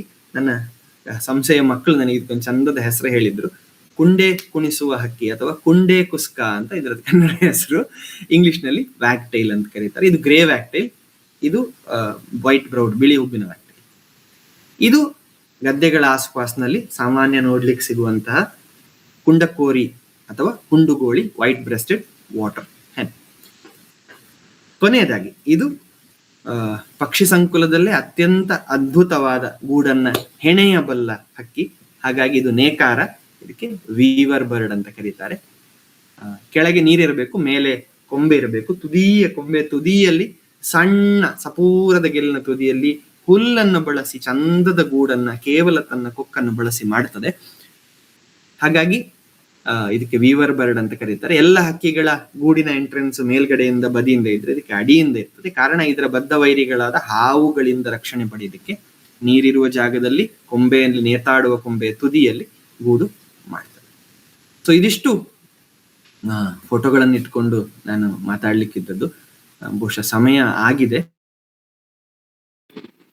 ಧನ್ಯವಾದಗಳು ಅರವಿಂದ್. ತುಂಬಾ ಕುತೂಹಲಕಾರಿಯಾಗಿ ಬಹುಶಃ ನೀವೇ ತೆಗೆದ ಎಲ್ಲ ಫೋಟೋಗಳನ್ನು ಬಳಸಿ ನಮ್ಗೆ ಹಕ್ಕಿಗಳ ಅದ್ಭುತ ಪ್ರಪಂಚವನ್ನು ಪರಿಚಯ ಮಾಡಿದ್ರಿ. ಇವತ್ತಿನ ಭಾಗವಹಿಸಿಕೆ ನೋಡಿದ್ರೇನೆ ಗೊತ್ತಾಗುತ್ತೆ ಎಲ್ರಿಗೂ ಹಕ್ಕಿಗಳ ಬಗ್ಗೆ ಎಷ್ಟು ಆಸಕ್ತಿ ಕುತೂಹಲ ಇದೆ ಅಂತ. ಬಹುಶಃ ಸಾಕಷ್ಟು ಪ್ರಶ್ನೆಗಳು ಇರಬಹುದು.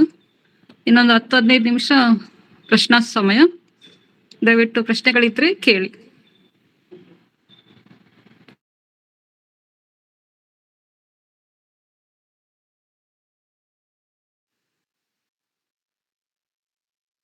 ಹಲೋ, ನಾನು ಸರೋಜ ಪ್ರಕಾಶ್. ನನಗೆ ಹಲೋ. ಕುತೂಹಲ, ನೀವು ಇಷ್ಟೆಲ್ಲ ಹಕ್ಕಿಗಳನ್ನ ಪರಿಚಯ ಇರೋದಾಯ್ತು, ಪರಿಚಯ ಇರದೇ ಇರುವಾಗ ಅದ್ರದ್ದು ವಿವರಗಳನ್ನ ಹೇಗೆ ಕಲೆ ಹಾಕ್ತೀರಿ? ಯಾವ ರೀತಿ ಅದನ್ನ ನೀವು ನೆನ್ಪಿಟ್ಕೋತೀರಿ? ಅದಕ್ಕೆ ಏನಾದ್ರು ವಿಧಾನ ಇದೆಯಾ? ಒಂದು ಸಾಧ್ಯತೆ ಇದೆ. ಏನಂದ್ರೆ ಮೊಬೈಲ್ ನಲ್ಲಿ ಮರ್ಲಿನ್ ಅಂತ ಒಂದು ಆ್ಯಪ್ ಇದೆ, MERLIN ಅಂತ, ಮರ್ಲಿನ್ ಅಂತ ಒಂದು ಆ್ಯಪ್ ಇದೆ. ಅದರಲ್ಲಿ ಹಕ್ಕಿಯ ಶಬ್ದ, ಹಕ್ಕಿಯ ಚಿತ್ರ ಇಟ್ಕೊಂಡು ಹಕ್ಕಿ ಯಾವುದು ಅಂತ ಕಂಡುಹಿಡಿಲಿಕ್ಕೂ ಆಗ್ತದೆ. ಹೆಸರುಗಳು, ಈಗಿನ ಅಪ್ಡೇಟೆಡ್ ಹೆಸರುಗಳು ಸಿಗ್ತವೆ. ಮತ್ತೆ ದಾಖಲೀಕರಣಕ್ಕೆ ನಾವು ಬರ್ಡ್ ಅಂತ ಒಂದು ಆ್ಯಪ್ ಅನ್ನು ಬಳಸ್ತೇವೆ. ಬೇರೆ ಆ್ಯಪ್ಗಳು ಇದೆ, iNaturalist ಅಂತಾನು ಇದೆ. ಮತ್ತೆ ನನ್ನ ಬಳಕೆಯಲ್ಲಿರುವುದು ಒಂದು ಸಲೀಂ ಅಲಿ ಅವರ ಪುಸ್ತಕದಿಂದ ನಾನು ಶುರು ಮಾಡಿದ್ದು.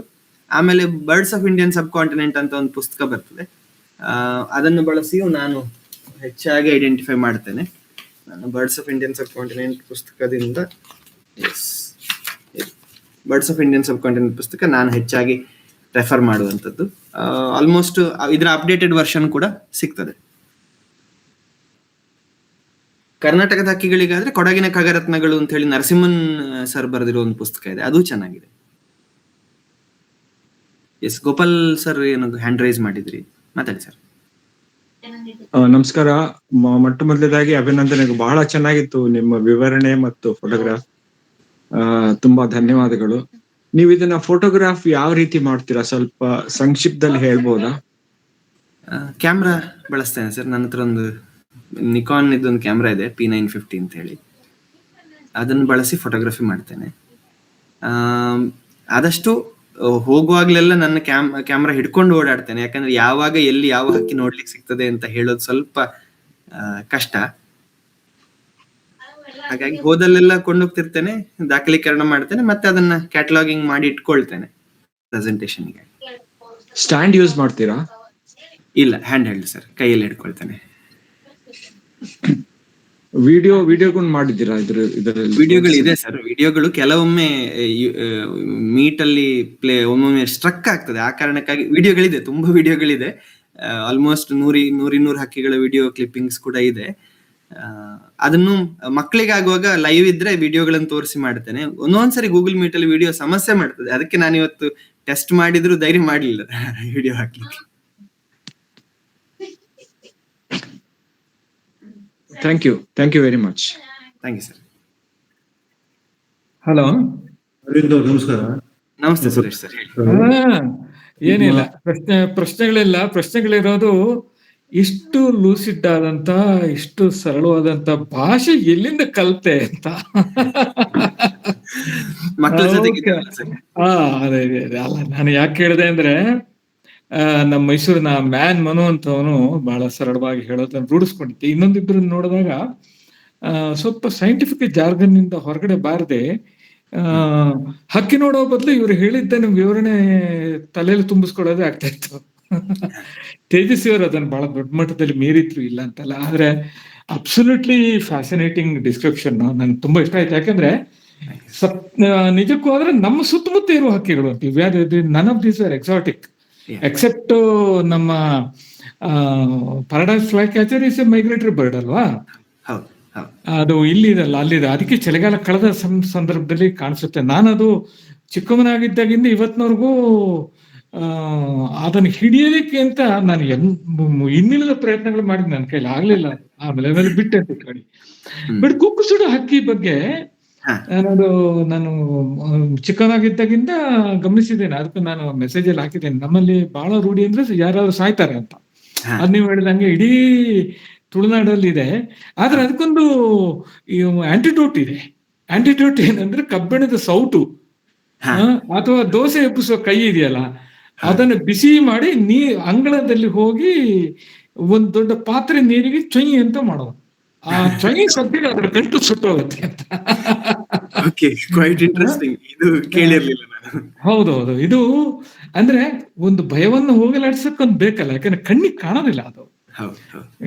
ನಾನು ಒಂದು ಸಾರಿ ನಮ್ಮ ತೆಂಗಿನ ಮರದ ಇದರಲ್ಲಿ ಇದ್ದಾಗ ಇಮಿಡಿಯೇಟ್ಲಿ ನನ್ನ ಬೆಕ್ಕನ್ನ ಒಂದು 3-4 ಬೆಕ್ಕುಗಳಿತ್ತು, ಅಷ್ಟನ್ನು ಕೂಡ ಒಂದು ಬುಟ್ಟಿನ ಹಾಕಿ ಮುಚ್ಚಿಟ್ಟಿದ್ದೆ. ಹಿಡಿದು ಬಿಡ್ತದೆ ಸರ್, ಹೇಳಲಿಕ್ಕೆ ಆಗುದಿಲ್ಲ, ಗ್ಯಾರಂಟಿ ಹೊತ್ಕೊಂಡು ಹೋಗುತ್ತೆ ಅಂತ. ಸೊ ಹಿಂದೆ ಒಂದು ಇದು ಸುಮ್ಮನೆ ನಾನು ಹೇಳ್ತಾ ಇದ್ದೆ, ನೀವು ಏನ್ ಮಾಡ್ತಿದ್ದೆ ಅಂತ ಗೊತ್ತಿಲ್ಲ. ಎಷ್ಟೋ ಕೆಲವು ವರ್ಷಗಳ ಮೊದಲು ನಾನು ನಮ್ಮ ಮೈಸೂರಿನ ಮ್ಯಾನ್ ಮನು ಮತ್ತು ಅವನ ಗೆಳೆಯರ ಮೂಲಕ ಸುಳ್ಳಿದ ಒಂದು 8 ಹೈಸ್ಕೂಲ್ಗಳಲ್ಲಿ ಈ ಒಂದು ಡೆಮಾನ್ಸ್ಟ್ರೇಷನ್ ಕಮ್ ಟೀಚಿಂಗ್ ಇದು ಅವನೀಗ ಬಹಳ ವಿಸ್ತೃತವಾಗಿ ಮಾಡ್ತಿದ್ದಾನೆ. ಕೊಳ್ಳೇಗಾಲ ಅಲ್ಲಿ ಇಲ್ಲಿ ಎಲ್ಲ ಮೇಲ್ಕೋಟೆಯಲ್ಲೂ ಮಾಡ್ತಾ ಇದ್ರು. ಬಟ್ ಅದು ಸುಳ್ಳಿದಲ್ಲಿ ಬಹಳ ದೊಡ್ಡ ಒಂದು it virtually triggered A lot of ಇದು. ನನಗೆ ಬಹಳ ಇಷ್ಟ ಆಯ್ತು ಅದು. ನಾನು ಬಹಳ ವ್ಯವಸ್ಥಿತವಾದ ನಿಮ್ಮಂತ ನೀವು ಮಾಡಿದಾಗ ಹಕ್ಕಿಗಳನ್ನ ನೋಡ್ದವನಲ್ಲ, ಆದ್ರೆ ನನ್ನೊಂದು ಕವನ ಸಂಕಲನ ಇದೆ ಹಕ್ಕಿ ಪ್ರಾಣಿಗಳ ಮೇಲೆ, ಬಹಳ ಹಿಂದೆ ಬರೆದಿದ್ದು.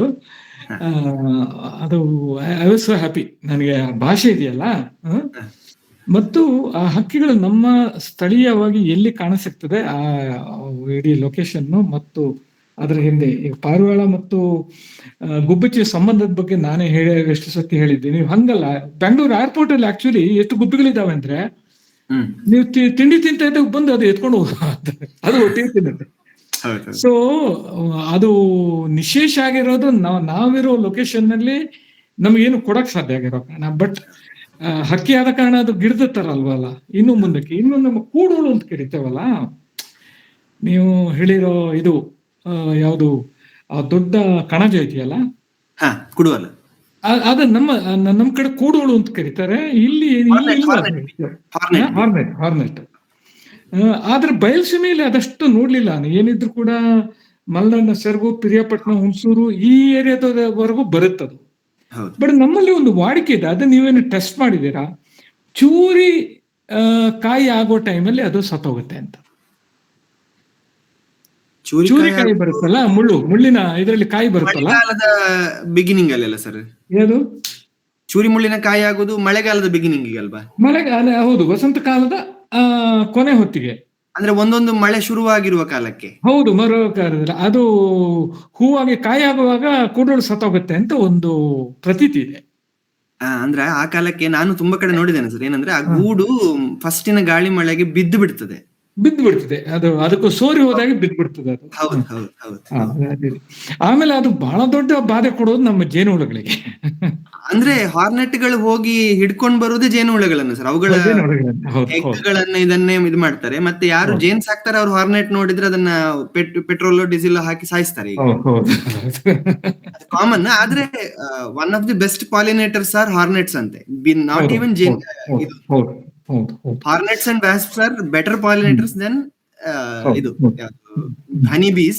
Honeybees are only good because ನಮಗೆ ಅದು ಜೇನು ಕೊಡುತ್ತದೆ ಅನ್ನೋ ಕಾರಣಕ್ಕೆ ನಾವು ಹನಿಬಿಯನ್ನ ಎಕ್ಸಾಗ್ರೇಟ್ ಮಾಡ್ತೇವೆ.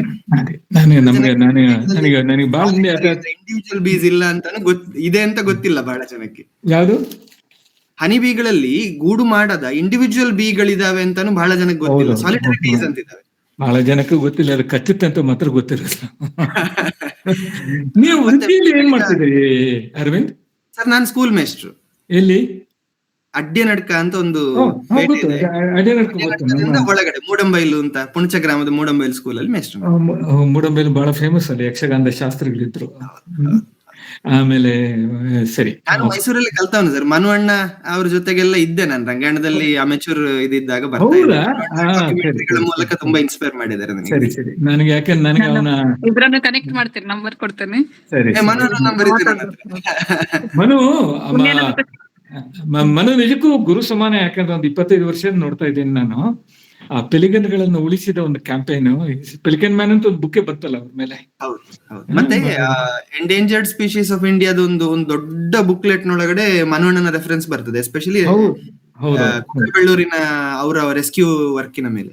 ಹೌದೌದು, ಇದೆಯಲ್ಲ ಹೆದ್ದರ್ಲೆ ಮೇಲೆ ಮಾಡಿದ ವರ್ಕ್.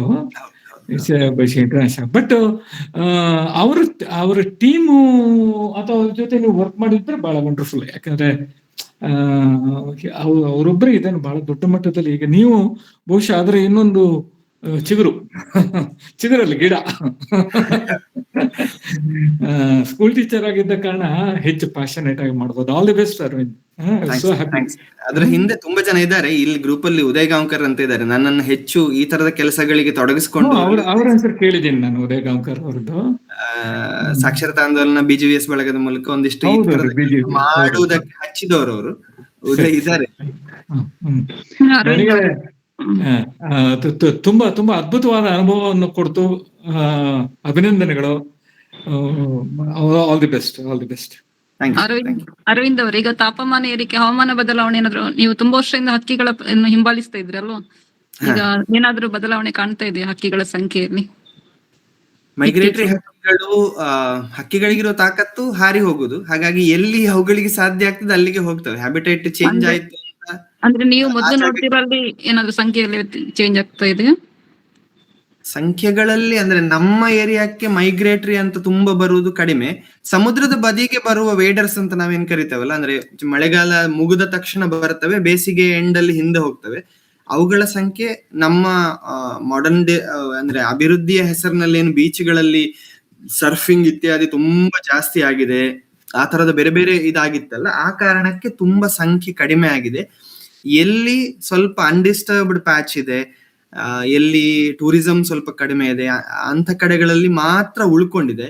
ಮತ್ತೆ ತುಂಬಾ ಪ್ರಮಾಣದಲ್ಲಿ ನಮ್ಮ ಕೋಸ್ಟಲ್ ಬೆಲ್ಟಿನ ಕಾಂಡ್ಲ ಅಥವಾ ಏನು ಮ್ಯಾಂಗ್ರೋವ್ಸ್ ಅಂತ ಕರಿತೇವಲ್ಲ ಅದೆಲ್ಲ ಡಿಸ್ಟ್ರಾಕ್ಟ್ ಆಗ್ತಾ ಇದೆ. ಆ ಕಾರಣಕ್ಕೆ ಬರ್ತಾ ಇರುವ ಹಕ್ಕಿಗಳ ಸಂಖ್ಯೆ, ಅವುಗಳಿಗೆ ನೀರು ನಿಂತ ಹಿನ್ನೀರಿನ ಜಾಗಗಳು, ಡ್ಯಾಮ್ಗಳ ಕಾರಣಕ್ಕೆ, ಈಗ ನಮ್ಮಲ್ಲಿ ನೇತ್ರಾವತಿಗೆ 3-4 ಡ್ಯಾಮ್ ಇದೆ. ನಮಗೆ ಬಂಟ್ವಾಳದ ಮೇಲ್ಗಡೆ ಬಡ್ಡಕಟ್ಟೆಲ್ ಡ್ಯಾಮ್ ಇದೆ, ಇದ್ರಲ್ಲೊಂದಿದೆ, ತುಂಬೆಯದ್ದೊಂದಿದೆ, ಈ ಕಡೆ ಮತ್ತೆ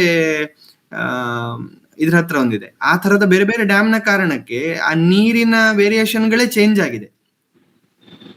ಮತ್ತು ನೀರು ನಿಲ್ಲುವ ಜಾಗಗಳು, ಆ ತರದ ವೇರಿಯೇಷನ್. ಮತ್ತು ಈಗ ಇನ್ನು ಹೇಳ್ಬೇಕಾದ್ರೆ ಒಂದು ಭಾರಿ ವಿಶೇಷ ಇದೆ. ಮಂಗಳೂರಿನಲ್ಲಿ ಏರ್ಪೋರ್ಟ್ ನ ಕೆಳಗಡೆ ಕೆಂಜಾರು ಅನ್ನುವ ಗದ್ದೆ one of the best biodiversity hotspots. ಆದ್ರೆ ಅದು ಏರ್ಪೋರ್ಟ್ ಮತ್ತು ಸ್ಪೆಷಲ್ ಎಕನಾಮಿಕ್ ಝೋನ್ ಫ್ಯಾಕ್ಟರಿಗಳ ಮಧ್ಯದಲ್ಲಿದೆ. ಸೊ ಹಾಗಾಗಿ ಆ ತರದ ಹ್ಯಾಬಿಟೇಟ್ ಡಿಸ್ಟ್ರಕ್ಷನ್ ಕರಾವಳಿಯಾದ್ಯಂತ ತುಂಬಾ ಕಡೆ ಆಗಿದೆ.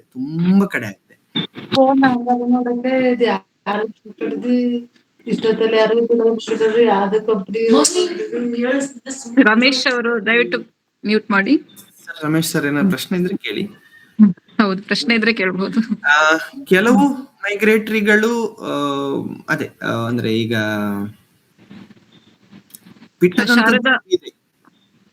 ಶಾರದಾ ಗಣೇಶ್ ಅವರು GBB ಅದೇ ಬ್ಯಾಕ್ ಯಾರ್ಡ್ ಕೌಂಟ್ ಅಲ್ಲಿ ಭಾಗವಹಿಸ್ತೀರಾ ಅಂತ ಕೇಳಿದ್ರು. ಇತ್ತೀಚೆಗೆ ಕಳೆದ ವಾರ ಮಣಿಪಾಲದಲ್ಲಿ ಮಾಡಿದ್ದಾರೆ ಅದನ್ನು ಬ್ಯಾಕ್ ಯಾರ್ಡ್ ಕೌಂಟ್. 1ನೇ ತಾರೀಕು ಮಣಿಪಾಲದಲ್ಲಿ ಪ್ರತಿ ವರ್ಷ ಫೆಬ್ರವರಿಯ ಮೊದಲ ಭಾನುವಾರ ಮಣಿಪಾಲ್ ಬರ್ಡ್ ಡೇ ಅಂತ ಮಾಡ್ತಾರೆ. ಬರ್ಡ್ ಡೇ ಅಂದ್ರೆ ಬರ್ತ್ಡೇ ಅಲ್ಲ, ಎಲ್ಲರೂ ಸೇರಿ ಹಕ್ಕಿ ವೀಕ್ಷಣೆ ಮಾಡ್ತಾರೆ. ಅವರು ರೆಗ್ಯುಲರ್ ಮಣಿಪಾಲದಲ್ಲಿ ಒಂದು ಟೀಮ್ ಇದೆ. ಅವ್ರು ವಾರ ಯಾರು ಫ್ರೀ ಇದ್ದಾರೆ ಅವ್ರು ಸೇರ್ಕೊಂಡು ಒಂದೊಂದು ಏರಿಯಾಕ್ಕೆ ಹೋಗಿ ಪಕ್ಷಿ ವೀಕ್ಷಣೆ ಮಾಡ್ತಾ ಇರ್ತಾರೆ. ಆದ್ರೆ ಆ ತರದ ಗ್ರೂಪ್ಗಳು ಕಡಿಮೆ ಇದೆ. ಈ ವರ್ಷ NITK 2-3 ವರ್ಷದಿಂದ ಮಾಡ್ತಾ ಇದ್ರು. ಅವ್ರಿಗೆ ಈ ಸರಿ ಏನೋ ಸಮಸ್ಯೆ ಆಗಿ ಅವ್ರಿಗೆ ಮಾಡ್ಲಿಕ್ಕೆ ಆಗ್ತಾ ಇಲ್ಲ. ಅಂದ್ರೆ ಒಂದು ಪರ್ಮಿಷನ್ ಗಳ ಸಮಸ್ಯೆ, ಅಂದ್ರೆ ಕ್ಯಾಂಪಸ್ ಒಳಗಡೆ ಎಲೋ ಮಾಡ್ತಾ ಇದ್ರು. ಈ ವರ್ಷ ಅವರದ್ದು ಮೋಸ್ಟ್ಲಿ ಇಲ್ಲ ಅಂತ ಒಂದು ಸುದ್ದಿ ಇದೆ. ಅಥವಾ ನಾವುಗಳೇ ಆಸಕ್ತಿ ಇರುವವರು ಎಲ್ಲಾರು ಒಂದ್ ಕಡೆ ಸೇರಿ ಕೂಡ ಮಾಡಬಹುದು ಶನಿವಾರ ಭಾನುವಾರಗಳಲ್ಲಿ. ಅದೇ ದಿನ ಆಗ್ಬೇಕು ಅಂತಿಲ್ಲ. ಆದ್ರೆ ಇದು ಯಾಕೆ ಫೆಬ್ರವರಿ ಬೆಸ್ಟ್ ಸೀಸನ್ ಅಂತಂದ್ರೆ ಮೈಗ್ರೇಟರಿ ಹಕ್ಕಿಗಳು ಇನ್ನು ನಿಧಾನಕ್ಕೆ ಹೊರಡ್ತದೆ, ಫೆಬ್ರವರಿ ಅಂತ್ಯಕ್ಕೆ ಹೊರಡುತ್ತವೆ. ಮತ್ತು ನಮ್ಮ ನೇಟಿವ್ ಹಕ್ಕಿಗಳು, ಲೋಕಲ್ ಹಕ್ಕಿಗಳು ಇದು ಶುರು ಮಾಡ್ತವೆ, ಬ್ರೀಡಿಂಗ್ ಶುರು ಮಾಡ್ತವೆ. ಬ್ರೀಡಿಂಗ್ ಸೀಸನ್ ಸ್ಟಾರ್ಟ್ ಆಗುವ ಕಾರಣದಿಂದಾಗಿ ಇದು ಪಕ್ಷಿ ವೀಕ್ಷಣೆಗೆ ಬೆಸ್ಟ್ ಕಾಲ. ಮತ್ತು ಹಕ್ಕಿಗಳಲ್ಲಿ ಕಾಲ್ ಮತ್ತು ಸಾಂಗ್ ಅಂತ ಇದೆ, ಅಂದ್ರೆ ಕೂಗು ಮತ್ತು ಸಂಗೀತ, ಹಾಡು ಅಂತಿದೆ. ಹಾಡುಗಳು ಶುರುವಾಗುವ ಟೈಮಿಗೆ ಹೆಚ್ಚಿನ ಕಡೆ ಹೂ ಬಿಟ್ಟಿದೆ. ಹೂಗಳಲ್ಲಿರುವ ಮಕರಂದ ಮತ್ತು ಇದಿದೆಯಲ್ಲ ಏನು ಕೇಸರಗಳ ಹಕ್ಕಿಗಳಿಗೆ ಮೇನ್ ಫುಡ್ ಸೋರ್ಸ್ ತುಂಬಾ ಹಕ್ಕಿಗಳಿಗೆ. ಸೊ ಅದೀಗ ಹೈಯೆಸ್ಟ್ ಇದೆ, ಅದನ್ನು ತಿನ್ನುವ ಟೈಮ್ ಮತ್ತು ಗೂಡು ಕಟ್ಟುವ ಟೈಮ್. ಸನ್ಬರ್ಡ್ಗಳು ಅಂದ್ರೆ ಸೂರಕ್ಕಿಗಳು ಅಥವಾ ಸನ್ಬರ್ಡ್ಗಳು ಆಲ್ರೆಡಿ ತುಂಬಾ ಕಡೆ ಗೂಡು ಮಾಡಿರುವುದನ್ನು ನೋಡಿದ್ದೇನೆ. ಆ ತರದ್ದಕ್ಕೆ ಬೆಸ್ಟ್ ಟೈಮ್. ನಮ್ ಸುತ್ತಮುತ್ತ ನನಗೆ ಆಶ್ಚರ್ಯ ಆಗ್ತದೆ. ಒಂದಿನ ಸಂಡೇ, ಕಳೆದ ವಾರ ಅಲ್ಲ ಇದ್ರ ಹಿಂದಿನ ವಾರ ನಾನು ಮಂಗಳೂರಲ್ಲಿ ಮನೆಯಲ್ಲಿ ಇದ್ದಾಗ ನಾನು ಮಗಳು ಸುಮ್ಮನೆ ಮನೆಯ ಪೋರ್ಟಿಕೋದ ಹೊರಗಡೆ ಔಟ್ ಹೌಸ್ ಅಲ್ಲಿ ಹೊರಗಡೆ ಚಾವಡಿಯಲ್ಲಿ ಕುತ್ಕೊಂಡು ಲೆಕ್ಕ ಹಾಕ್ತಾ ಇದ್ವಿ. ಅದು ಬೆಳಿಗ್ಗೆ 9:30 ನಂತರ ಕಾಫಿ ತಿಂಡಿ ಆದ ಮೇಲೆ ನಮ್ಮ ಮಂಗಳೂರಿನ ಕೊಟ್ಟಾರ ಚೌಕಿ ಹತ್ರದ ಮನೆಯಲ್ಲೇ ನಾವು 20 ವೆರೈಟಿ ಹಕ್ಕಿಗಳನ್ನು ನೋಡಿದ್ದೇವೆ. ನಮಗೆ ಆಶ್ಚರ್ಯ ಆಗ್ತದೆ. ಅಷ್ಟು ಪೇಟೆಯ ಮಧ್ಯದಲ್ಲಿಯೂ ಅಷ್ಟು ಸಾಧ್ಯ ಇದೆ ಅಂತ ಆದ್ರೆ ಸ್ವಲ್ಪ ಒಳಗಡೆ, ಈಗ ನಾನು ವಿಟ್ಲದ ರೇಂಜ್ ನಾನಿರುವ ರೇಂಜ್ ಅಲ್ಲಿ ಬೆಳಿಗ್ಗೆ 1-2 ಗಂಟೆ ಹುಡುಕಿದ್ರೆ 30-40 ಟೈಪಿನ ಹಕ್ಕಿಗಳು ಗ್ಯಾರಂಟಿ. ಸೊ ಅಷ್ಟು ಇದೆ ಹಕ್ಕಿಗಳು, ನಾವು ಗಮನಿಸ್ತಾ ಇಲ್ಲ ಅಷ್ಟೇ. ಅಥವಾ ಬೀಚಿಗೆ ಹೋದಾಗಲೂ ನಾವು ಬೀಚಲ್ಲಿ ಆಟ ಆಡೋದು ಅದು ಇದು ನೋಡ್ತೇವೆ, ಬಟ್ ನಮ್ಮ ಮಧ್ಯದಲ್ಲೇ ಸಣ್ಣ ಪುಟ್ಟ ಹಕ್ಕಿಗಳು ಓಡಾಡ್ತಿರ್ತದೆ. ಸ್ವಲ್ಪ ನೀರು ನಿಂತ ಜಾಗಗಳಲ್ಲಿ, ಹಿನ್ನೀರು ನದಿ ಸೇರುವ ಜಾಗಗಳಲ್ಲಿ, ಅಥವಾ ಅಲ್ಲೆಲ್ಲರೂ ಗದ್ದೆಯಲ್ಲಿ ನೀರು ನಿಂತಿದ್ರೆ ಅಂತ ಕಡೆಗಳಲ್ಲೆಲ್ಲ ತುಂಬಾ ವೆರೈಟಿಯ ಹಕ್ಕಿಗಳಿರ್ತವೆ. ನಾವು ಗಮನಿಸ್ಬೇಕು ಅಷ್ಟೇ. ಮಕ್ಕಳಿಗೆ, ಈಗ ನನ್ನ ಮಗಳು ಇಲ್ಲಿದ್ದಾಳೆ, ಅವಳು ಯಾವಾಗಲೂ ನನ್ನ ಪ್ರೆಸೆಂಟೇಶನ್ ಇದ್ರೆ ಅವಳು ಹ್ಯಾಂಡಲ್ ಮಾಡ್ತಾಳೆ. ಲೈವ್ ಪ್ರೆಸೆಂಟೇಶನ್ ಇದ್ದಾಗೆಲ್ಲ ಬರ್ತಾಳೆ ನನ್ನ ಜೊತೆಗೆ. ಇವತ್ತು ಕೇಳ್ತಿದ್ದೆ, ಇವತ್ತು ಫೋಟೋಸ್ ಹಾಕಿದ್ದೆ, ಹಾಗಾಗಿ ಕುತೂಹಲದಿಂದ ಬಂದು ಕೂತಿದ್ದಾಳೆ. ಅವಳು ಸುಮಾರು ಗುರುತಿಸ್ತಾಳೆ. ಬೆಳಿಗ್ಗೆ ಎದ್ದು ಬಾಗಿಲು ತೆಗೆದ್ರೆ ಒಂದ್ ರೌಂಡ್ ಹಿಂದೆಯಲ್ಲಿ ಯಾವ್ದು ಕಾಣ್ತಾ ಉಂಟು, ಇವತ್ತು ಏನ್ ಮಾಡ್ತಾ ಉಂಟು ಅಂತ ನೋಡ್ತವೆ. ತುಂಬಾ ಹಕ್ಕಿಗಳು ಗ್ಲಾಸಿಗೆ ಬಂದು ಕುಟ್ತವೆ, ಹಾಗಾದ್ರೂ ನೋಡ್ಲಿಕ್ಕೆ ಸಾಧ್ಯ ಆಗ್ತದೆ. ನಮ್ಮನೇಲಿ ನಮ್ಮ ಕಾರಿಗೆ ಬಜಕ್ರೆ ಪಕ್ಕಿ, ಸನ್ ಬರ್ಡ್ ಎಲ್ಲ ಬಂದು ಕುಟ್ಲಿಕ್ಕೆ ಉಂಟು. ಅದನ್ನೆಲ್ಲ ಗಮನಿಸ್ತಾ ಇಂಟ್ರೆಸ್ಟ್ ಬೆಳೆಸ್ಕೊಳ್ಬಹುದು. ಮತ್ತೆ ನೇಚರಿಗೆ, ಪ್ರಕೃತಿಯನ್ನ ಗಮನಿಸ್ಲಿಕ್ಕೆ ಪಕ್ಷಿಗಳೊಂದು ಒಳ್ಳೆ ಎಂಟ್ರಿ ಪಾಯಿಂಟ್ ಅಂತ ತುಂಬಾ ಜನ ಹೇಳ್ತಾರೆ. ಯಾಕಂದ್ರೆ ತುಂಬಾ ಜನ ಪಕ್ಷಿ ವೀಕ್ಷಣೆ ಮೂಲಕ ನೇಚರಿಗೆ ಬಂದವರು ಇದ್ದಾರೆ. ಮೈಸೂರಿನಲ್ಲಿ ನನ್ನ ಒಬ್ಬ ಸ್ನೇಹಿತ ಇದ್ದಾನೆ, ಅಭಿಜಿತ್ APC ಅಂತ ಒಬ್ಬ ಫ್ರೆಂಡ್ ಇದ್ದಾನೆ. ಅವನು ಪ್ರಾರಂಭದಲ್ಲಿ ನಾವೆಲ್ಲ ಪಕ್ಷಿ ವೀಕ್ಷಣೆ ಗ್ರೂಪ್ ಅಲ್ಲೇ ಇದ್ದವರು, ಈಗ ಅವನು ಮುಂದೆ ಹೋಗಿ ಜೇಡಗಳ ಬಗ್ಗೆ ಒಳ್ಳೆ ಎಕ್ಸ್ಪರ್ಟ್ ಆಗಿದ್ದಾನೆ. ಸೊ ಆ ತರದ ತುಂಬಾ ಜನ ಇದ್ದಾರೆ. ಎಂಟ್ರಿ ಪಾಯಿಂಟ್ ಪಕ್ಷಿಗಳು ಆದದ್ದು ಬಹಳ ಜನಕ್ಕೆ ಇದೆ.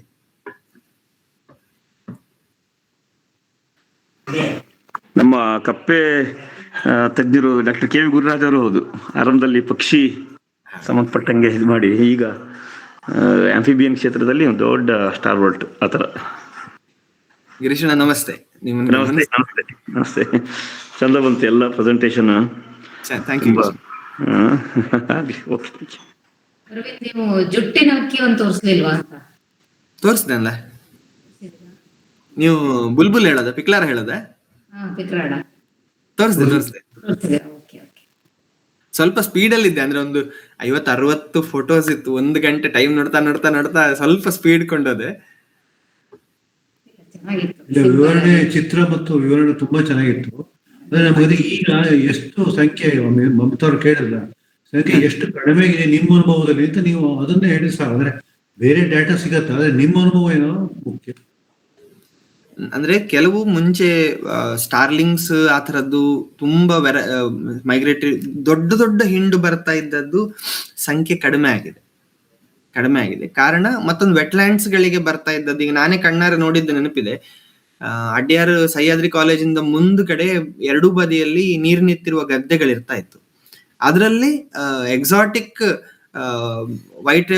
ವೈಟ್ ಗ್ರೀಬಿ ಅಂತ ಒಂದು ಹಕ್ಕಿ, ಇನ್ನೊಂದು ಡಕ್ ಜಾತಿಯದು ಬಿಳಿ ಕಲರ್ದು ಒಂದು ಸಣ್ಣದು, ಉಲಿ ನೆಕ್ಡ್ ಸ್ಟಾರ್ಕ್ ಅಂತದೆಲ್ಲ ತುಂಬಾ ನೋಡಿದ ನೆನಪಿದೆ ನನಗೆ. ಬಟ್ ಇತ್ತೀಚೆಗೆ ಹೇಗೆ ಯಾವಾಗ ಅಲ್ಲಿ ಮಣ್ಣು ಹಾಕಿ ಬಂದ್ ಮಾಡಿದ್ರು ಅದು ಬರ್ತಾ ಇಲ್ಲ. ಯಾಕಂದ್ರೆ ಅವುಗಳಿಗೆ ಆಹಾರ ಸಿಗುವ ಜಾಗಗಳೇ ಇಲ್ಲ, ಅವು ಬೇರೆ ಜಾಗಕ್ಕೆ ಹೋಗ್ತಾ ಇದ್ದಾವೆ.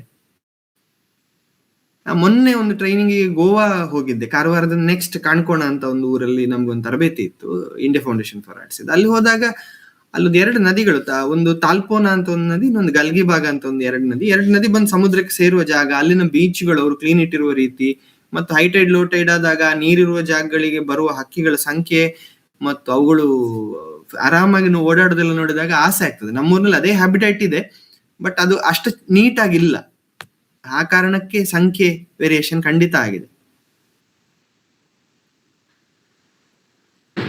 ಇನ್ನಾರಿಗಾದ್ರೂ ಪ್ರಶ್ನೆ ಇದೆಯಾ? Thank you. ಹಾಗಿದ್ರೆ ಇವತ್ತಿನ ಕಾರ್ಯಕ್ರಮ ಮುಕ್ತಾಯ ಮಾಡೋಣ. ಭಾಗವಹಿಸಿದ ಎಲ್ರಿಗೂ ಧನ್ಯವಾದಗಳು. ತುಂಬಾ ಧನ್ಯವಾದ. Thanks Aravind. Thank you Aravind sir, beautiful session. ಎಲ್ಲರಿಗೂ ಹೆಚ್ಚಿನ ಮಾಹಿತಿ ಕೊಟ್ಟಿದ್ದಕ್ಕೆ. ಪರಿಸರ ಸಂಗಮಕ್ಕೂ ಅಷ್ಟೇ ಈ ತರದ ಒಂದು ಒಳ್ಳೆ ಕಾರ್ಯಕ್ರಮವನ್ನ ಆಯೋಜನೆ ಮಾಡಿಕೊಟ್ಟಿದ್ದಕ್ಕೆ ಥ್ಯಾಂಕ್ ಯು ಸೊ ಮಚ್. ಪ್ರತಿ ವಾರ ಇರುತ್ತೆ ಸರ್, ಪ್ರತಿ ವಾರ ಅನ್ನೋದು ವಿಭಿನ್ನ ವಿಷಯವನ್ನು ತಗೊಂಡು ಮಾಡ್ತಾ ಇರ್ತೀವಿ. ದಯವಿಟ್ಟು ಬನ್ನಿ. ನಮಗೆ ಅರವಿಂದ್ ಕುಡ್ಲದರ ಮೂಲಕ ಗೊತ್ತಾಯ್ತು, ಇನ್ನು ಮುಂದಿನ ಎಲ್ಲಾ ಸೆಷನ್ಸ್ ಗಳಲ್ಲೂ ನಾವು ಪಾಲ್ಗೊಳ್ತೀವಿ. Thank you.